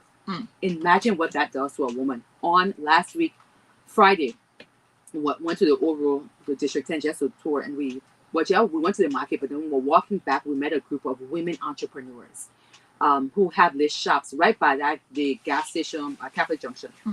And then some of them have Kobo shops, some of them got, and selling Jokafle, different things. And these women, and these are, this is the middle class that we want to grow. We keep saying that Liberia's economic problem is because we don't have a middle class. We have too many people who are impoverished. So when I sat and talked to those women, and that's exactly what they need. They need support. They're not asking for handouts. They're not saying, give me money. They're not beggars. There are women who are contributing to society, but don't have the list seed capital. In other parts of the world, the reason why, look at even in the US, women, especially Black women in the US, are some of the fastest growing millionaires because it's easier to be able to get support, small business support. We don't have that here in Liberia. These women go to get these loans from the banks. The rates are very high. They can't pay. They're punished in a very severe way. It sets us back. So an entrepreneurial fund to empower our women and our youth. The young people, I'm not saying this because I'm on the radio. We have some of the most brilliant young people. I have lived and traveled this country, this world, this globe. Yeah. And I have worked with young people outside of Liberia. But I tell you, the young Liberians, given that they don't have much support and much system, but the things that these young guys are doing, these young women are doing, tremendous. They just need the support. So that's one thing. We're going to be pushing an entrepreneurial package to make sure that we empower Liberian men and women who are business owners. Agriculture is something that Mr. Cummings is very much big on. Look, Dennise, I heard you talking about the rice issue before we came in. We need to, Liberians, we, for some reason, we keep running in circles. We keep knocking our head against the wall and expecting, as Mr. Cummings said, doing the same thing, expecting different results. For as long as I have been living, or been an adult at least, we've been having issues of rice. Why have we not really addressed this problem from the genesis? We should be a country and a culture and have a culture of agriculturalists. We should be producing rice so we don't have to worry about rice stabilization and regulation. We have the climate. We have the climate to produce rice. Well, how are you going to do that? So thank you. So another thing in our 100-day plan, and of course this is just the first 100 days, but we will be expanding it more, is working very actively with farmers and agriculturalists. So what we intend to do is have a forum, a symposium, and bring some farmers in, and well, I say bring them in, have a conversation with them. I'm not saying bring them into Monrovia. I want to be very clear because we may be going out of Monrovia. It's the fine details have not been decided yet, but to receive recommendations from them and give recommendations. We also want to make sure that we financially invest in ensuring that our farmers even have the right type of scientifically grown seeds to make sure that rice grows properly. Want to make sure that they are well equipped. What's the best equipment in 2023? We're not talking 1980, 2023, to make sure that our farmers can produce rice. So financial support, and then actually a holistic approach about making sure we understand what some of the issues are and why our people are not growing. So these are some of the things that we will address from a grassroots perspective, not from a high policy, but let's come down. What are the real issues? Why are we not producing rice as we should? Okay. And in terms of the education, health, do you have some ways that you want to, handle within the first 100 days? And we have seen the issue of injustices. Liberians are continuing to cry about the culture of impunity. What are some of those ways you intend on handling it? So let me talk about healthcare, and I'll talk about corruption and the legal system and judicial system, which are all tied. So healthcare, we are rolling out our healthcare policy now. So we want to make sure that we have, we talk a lot about preventive healthcare, and just ensuring that our people have, we're not, once again, with the rice issue, we don't want to address this thing at the end of it. We want to go to the beginning. Why is it, number one, that our people are not getting quality preventative care? Because if you get preventive care, it is less expensive than these curative actions that must be taken. So we're rolling out policies now. And, I always say this, I always am asking the journalists and the audience that we can't get into the weeds too much in details of some of these policies, but we'll be rolling them out pretty shortly. Justice, impunity, corruption. I think it is important for us to know that corruption in Liberia right now at this point is endemic, is in our system. It's at almost every level of our system. So we need to address it holistically. It has to start from the top. We have to look at our leaders. Mr. Cummings and I, once again, are people who have never been involved with any corruption scandal. Our hands are clean. Mr. Cummings has been very clear that he will hold anyone and everyone, including myself, to task and accountable for wrongs.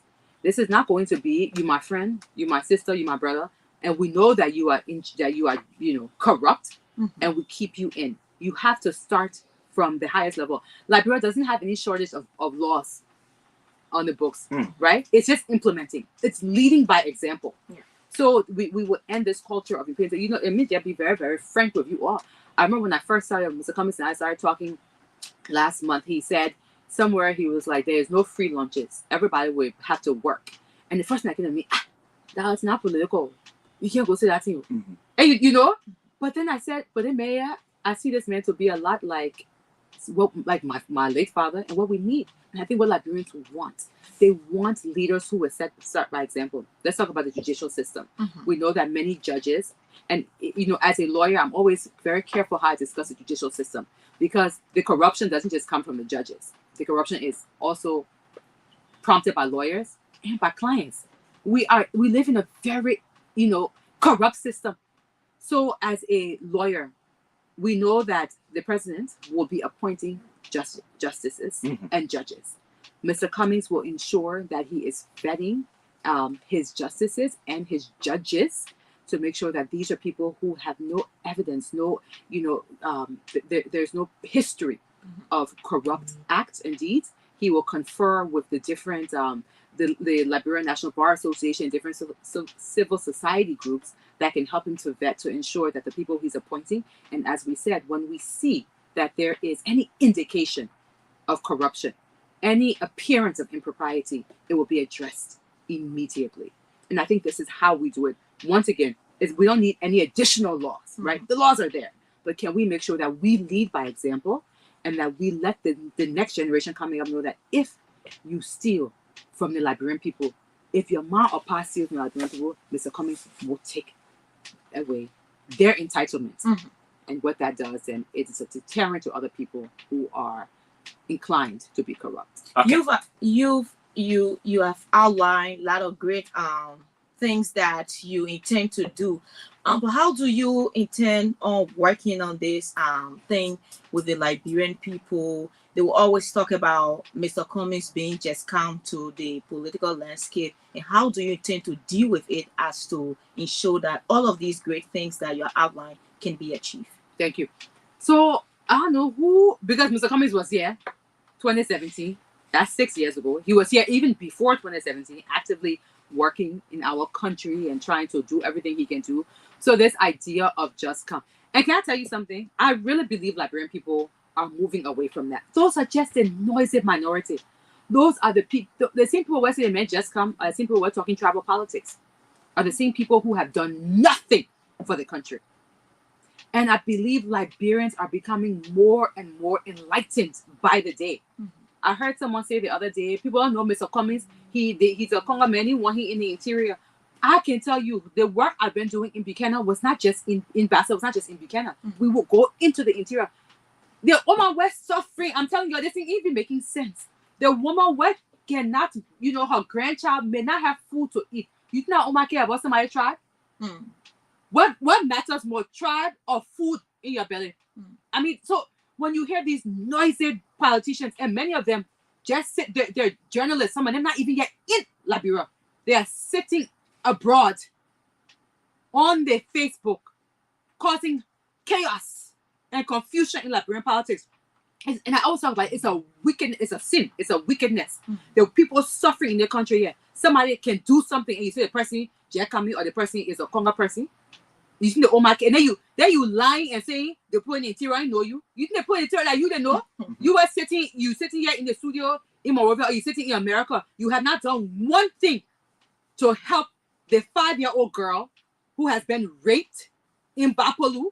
You have not done one thing to ensure that rice gets to River G or to Grand Cru so that people can be fed in the rainy season. You have not done one thing to stop corruption at the highest level, and you want to sit here and talk about somebody new or somebody from a different tribe. It's a wickedness. And Liberian people, people are becoming very knowledgeable about this thing. They are dismissing it. They wanted to try the same thing in Bassa the other day. And the young people, they slay it, they kill it quick. So it will come to an end. And I will be very vocal. Because for me, I'm not a usual politician. And I get nothing to lose.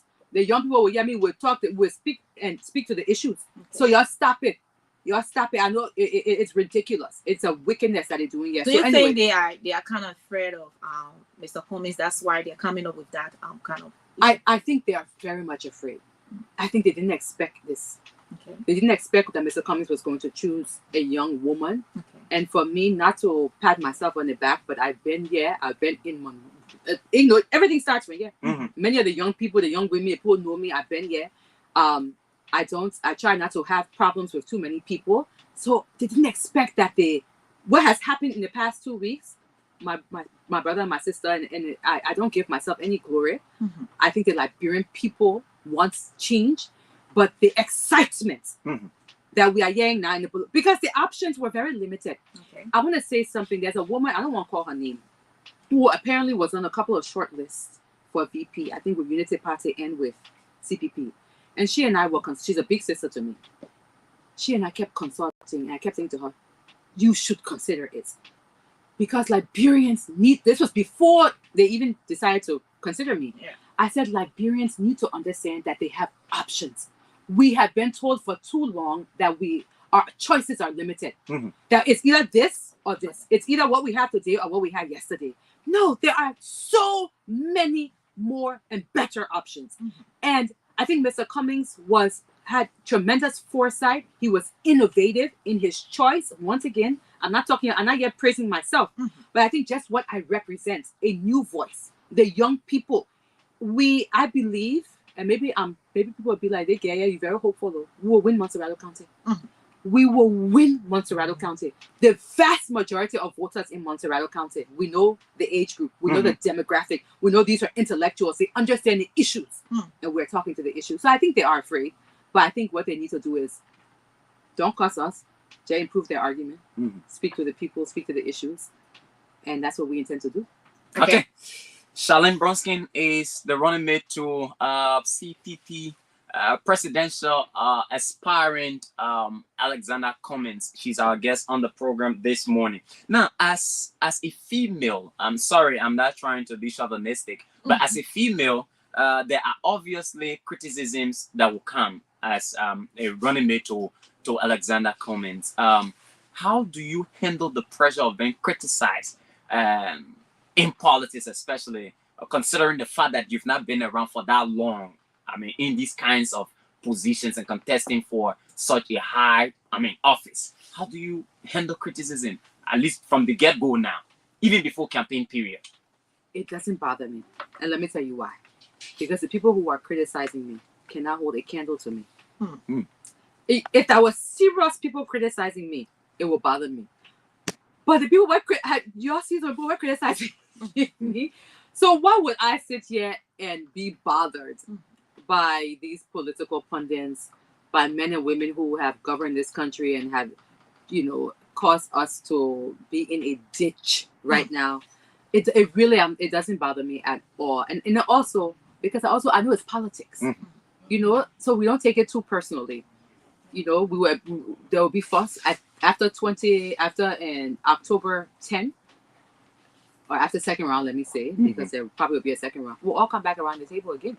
So the thing is, though, those who are doing the abusing are the ones who normally are being used by other people, So it doesn't bode well for them. But it really, truly doesn't bother me. I can take it. How positive are you that the CPP will be in the second round? We've done our numbers. I mean, people say Cummins is 7%. This joke they have around 7%, 7%.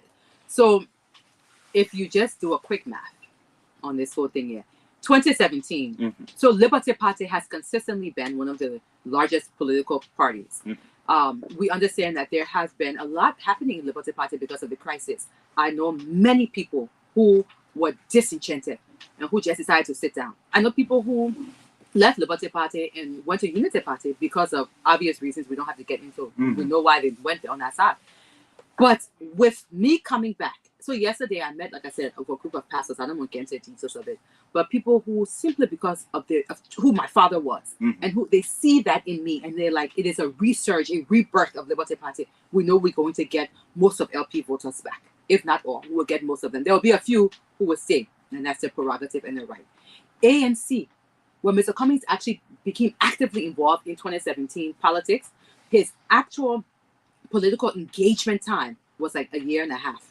And look how that man was able to galvanize support. I mean, we have to just be honest here. What Mr. Cummins said in 2017 shocked all of us. We were now on the same side. And we, at one point in time, were like, oh, well, the ANC here, the Cummins man, this man could be, So we have Liberty Party and we have ANC now combined. The CDC, if you look at my analysis of CDC, there are going to be people who are going to vote for CDC no matter what. These are people who are loyalists to the president. And the other group will be people who are in the government, who are trying their best to save their jobs. Even right now, you heard, there'll be press conference after press conference. There's throwing their support to the president. These are some people who, look, we are feeding their president, feeding their family right now. So they will not go against and hoping that this will continue. So that would be CDC.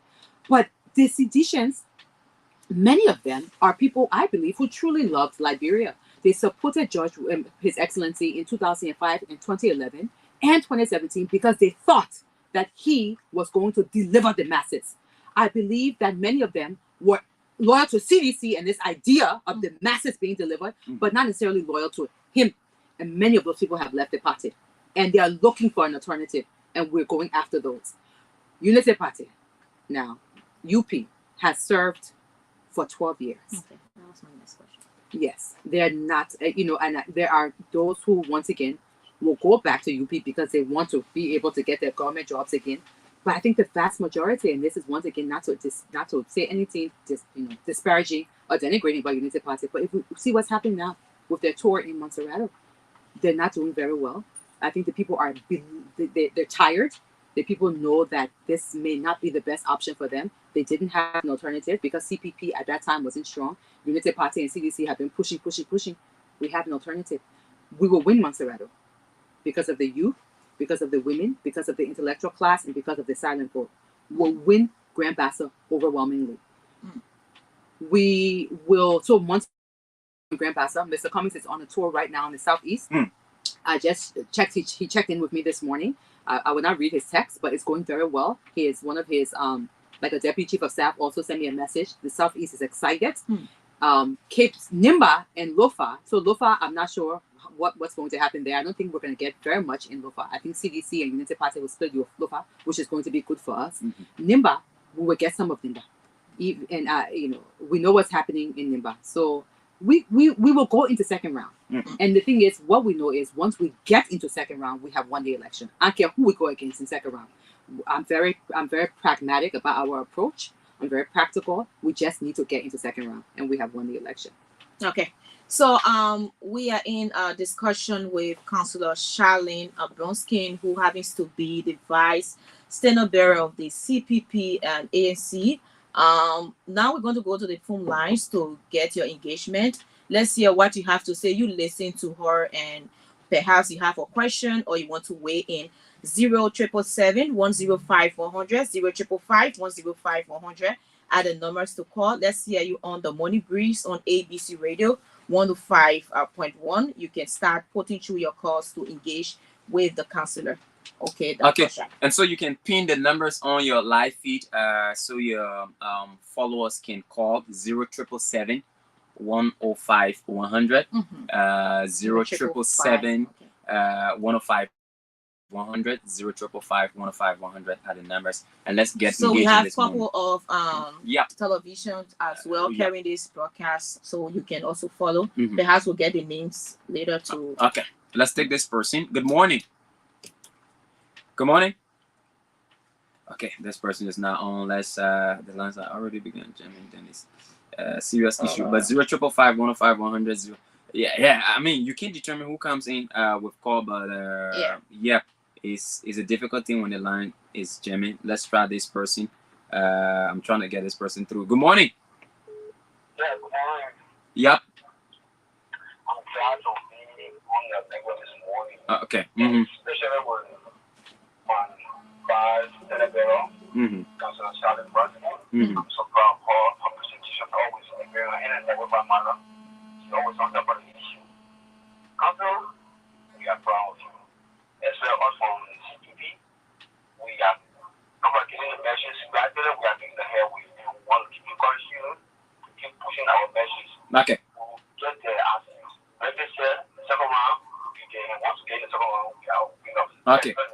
Thank you. Thank you. Okay. Good morning. Thank you. Morning. Good morning. My name is Abba Kemoga. Okay, let's hear you. I listened to her, maybe those countries that she claimed that will be wrong by the CPP. Now, why is she fighting for second? I thought she won't come around. Why is she fighting for second? And who at home will go for, according to her, now she is a prophet there. Who at home will go for the second round? Thank you. So you want a woman to say that it was just let's go. Good morning. Good morning. Let's hear you.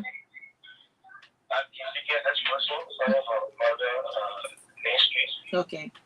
I want to say good morning to my incoming vice president, Excellency Charlie and Bronskin.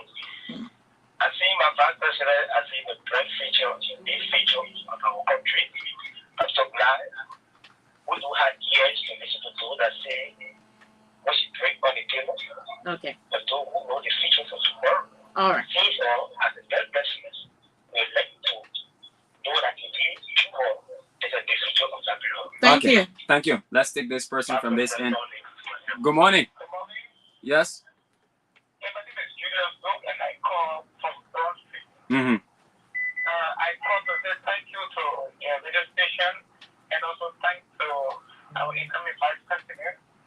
I'm not very much involved into politics, but since the appointment of Councillor Bronskin, as vice president to the ANC leader, I've been deeply involved because I've said to myself, for the first time, if this goes through, and if the council are following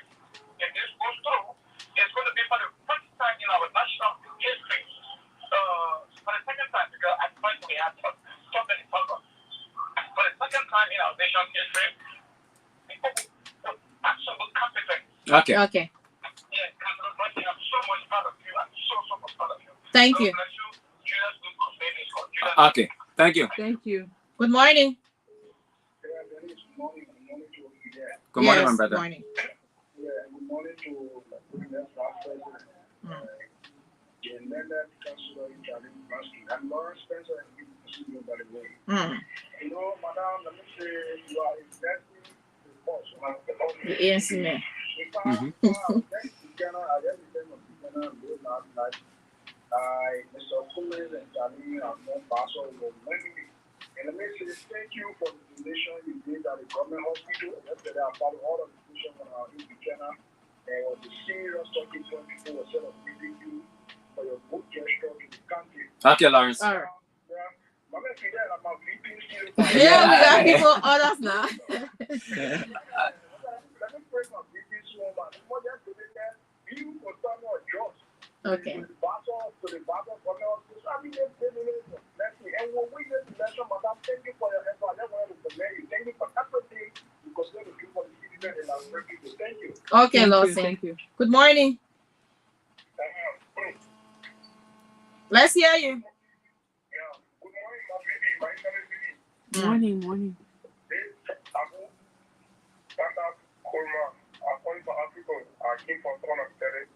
Oh, wow. Okay. Yeah, he says thank you very much. I'm praying for you. I also pray for Mr. Kulu. Yeah, God send a blessing to you. You get good decision for us, and we'll make sure. I will make sure our contract will go for you. Okay. Trust me.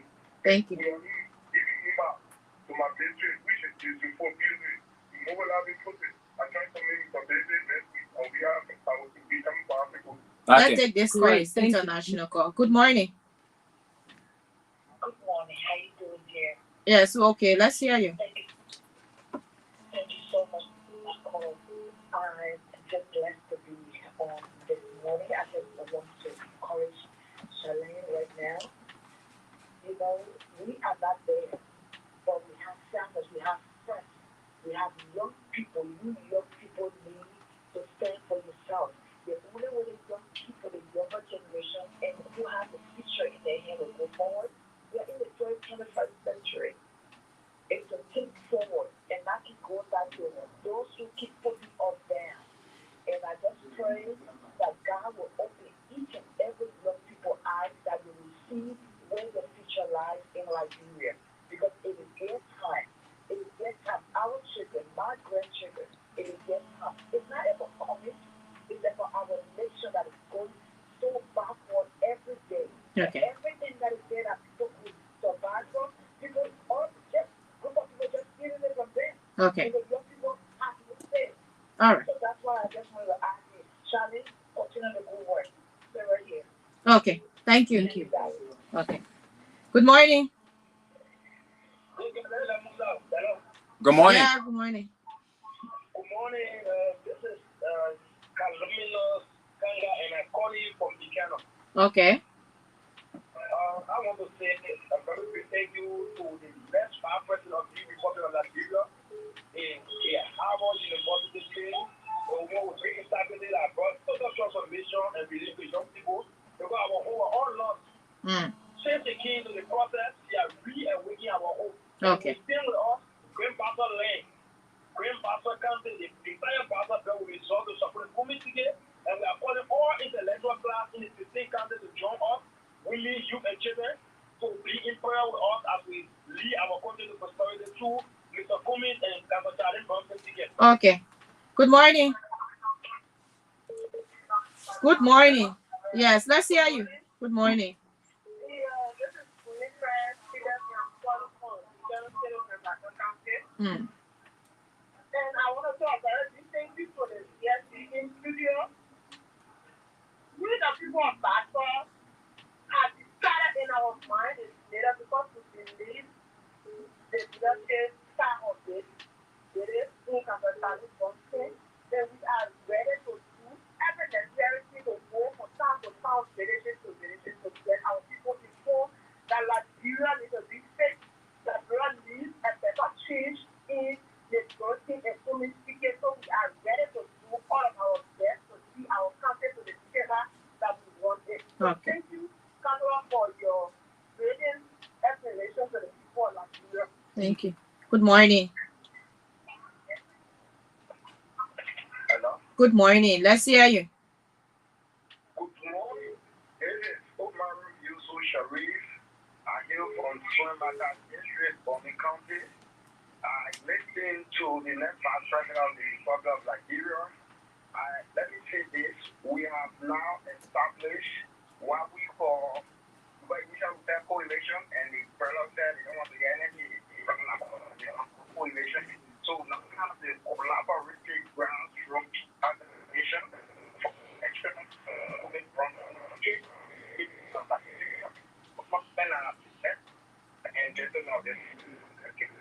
Your line is back. Yeah. This is not about Charlie Broken. This is about us, the young people. So we are not taking to lead it all along with us.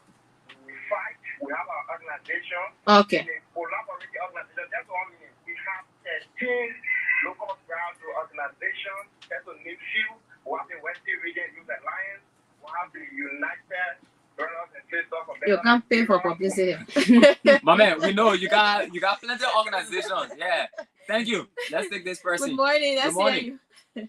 Yeah, good morning. Yeah, good morning, Dennise. Good morning to the land councilor that is here. Mm-hmm. Testimony. Yeah, this is testimony about me. Thanks a million. That's all the when you listen and follow the historical and the legal historical typology in the country, you clearly put Councilor Charles Nimpson among many educated and brilliant young personalities. The fact that I'm not supposed the EDC does not suggest that verify people, even when they are logical and helpful, want to unfathomably individual in this country that was be recognized, whether or not. But now the place that I think is that I support President William and President William also have a female on the state. So the women female do the law school, I was in that group, or I was have some political and common president, common senator, and so I think we can talk about Councilor Charlie, Johnson, the president, and you may not say thank you. Meaning you are crossing over. Testimony, I'm calling you after that. I'm calling you testimony.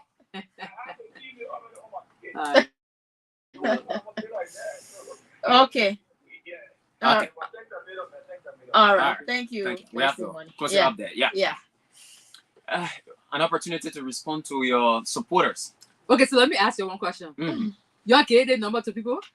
No, not at all. So the calls that call, these are not filtered calls. No. These are people who call on their own. Exactly. We don't do that. Okay, cool. These are the. They don't do it. I didn't know. I'm asking a question. So of the 11 calls we got, there was 2 were not in support of us. I think it speaks volumes. I think that every time, and for me, I'm not. If I said, let me talk to you, I would say I'm a prophetess. Papa, I'm not prophetess. So I am telling you, they asked, what do we think we can win? And I said yes. And I gave our formula based on numbers. Politics is numbers, right? Mm-hmm. So, Papa, I'm not prophesying, yeah, but when you look at Haiti, you say, we will get in the second round. Now, maybe we'll win in the first round. But if I predict it, yeah, there's a likelihood we probably will get in the second round. I don't know if we'll win overwhelmingly. We can do it. So, Papa, don't worry. And you ask who am I going to second round with? I don't know. Then I'm not yet to assess whether it will be with CDC or with UP. But what I do know and what I said is whoever will go in the second round with, I'm confident that we will win. So to all the CPP supporters, thank you. Julius Doe, he called his name. Julius, thank you. Thank you for the confidence. I will not make you shame, Papa. I will not let you down. Lawrence Spencer from Bassa, the government hospital. Let me just say something very quickly, because my passion, even though we've been talking about jobs and growing the economy, healthcare, people just dying in the country. I know everybody in the room here, and I hate to say this, but within the next 2 weeks, somebody will know somebody that passed away from an unexplained illness. People just can die in the country. Nobody knows what happened. So our healthcare system, we have to resuscitate it. We have to revamp it. The one in Buchanan is too bad. You think JFK is bad?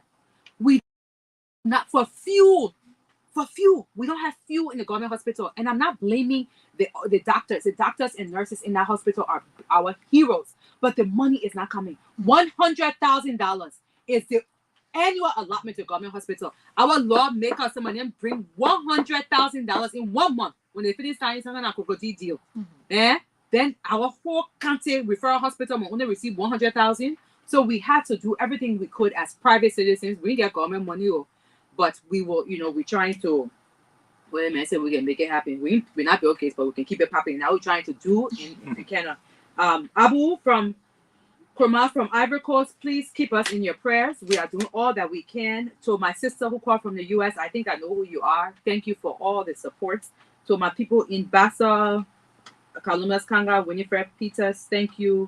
Omaru are coming to Bumskin. I want Omaru to know, and maybe Omaru knows, that my paternal grandmother, Charles Bumskin's mother, is a 100% Den Gola woman from Bumskin County. So Omaru, you bring me, even that Western relative there. Testimony brand. For me, every time on the radio, my favorite callers can be my brothers and sisters in the CDC. Because people can already say that we are very friendly with the CDC. Yes, we are friendly with the CDC. So to the seditionists who feel that they love the president and they have given him 6 years, but they want to give another option, you can't join us. Let's move our country in the right direction. We're going forward. We're not returning to where we came from. Okay. Yes, it has been a great interaction, and of course, we can't say enough. I think you've expanded on those issues and the vision of the ANC in transforming Liberia in your words, and we look forward to having more of these engagements. But how would you like to close? First and foremost, let me say thank you to the two of you. This was a really great interview, a very fun interview. Let me be very frank. Your questions were good. Your questions were to the point. I love it, and I will hope that I can come back again. Okay. I know that this is your new radio station. Relaunch. Well, relaunching. Yeah. Okay. So I wish you the best. Okay. I hope that you continue to have some great hosts here with you, co-hosts. To Liberia, I mean, we have said it over and over again. I think the only thing I want to leave with you, your options are not limited. You are not limited to only 2. Try something new. Try something different. Believe in yourself. I think that we need to give Liberians a sense of hope. You don't have to do life as usual. It doesn't have to be what you see today. There can be more. Mr. Cummings, I would not deceive you all. I would not come here. I didn't need to come and join this ticket. I didn't need the money. I don't need the name recognition. But I truly love Liberia. And I know that Mr. Cummings, his heart is in the right place. And he has everything it takes to move our country forward. Let's not go backward. You deserve better. No one deserves to suffer.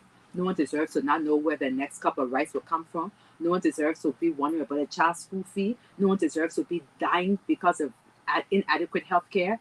This is all of these things. This is not what God intended for us as humans and for our nation. Let's do better. We are here to serve you. One love from Mr. Cummings, myself, CPP. Thank you.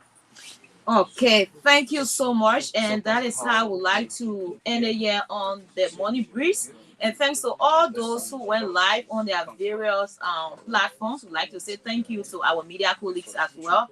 And well, Fidel, that's how I would like to leave today to be back tomorrow again. And tomorrow we'll have Matthias Yene from Arek. He will be our guest. And you know what? I'm making me alive. Listening to all the guys with their outro. Yeah, not knowing that they are also here in the studio. I know. Outros, yeah. But it's great. It was a great interaction. Thanks to our colleagues from different online platforms for being here. And thank you so much for listening as well and watching through our Facebook page. Do have yourselves a great day, and we look forward to being here tomorrow. Bye-bye. Thank you. Bye-bye.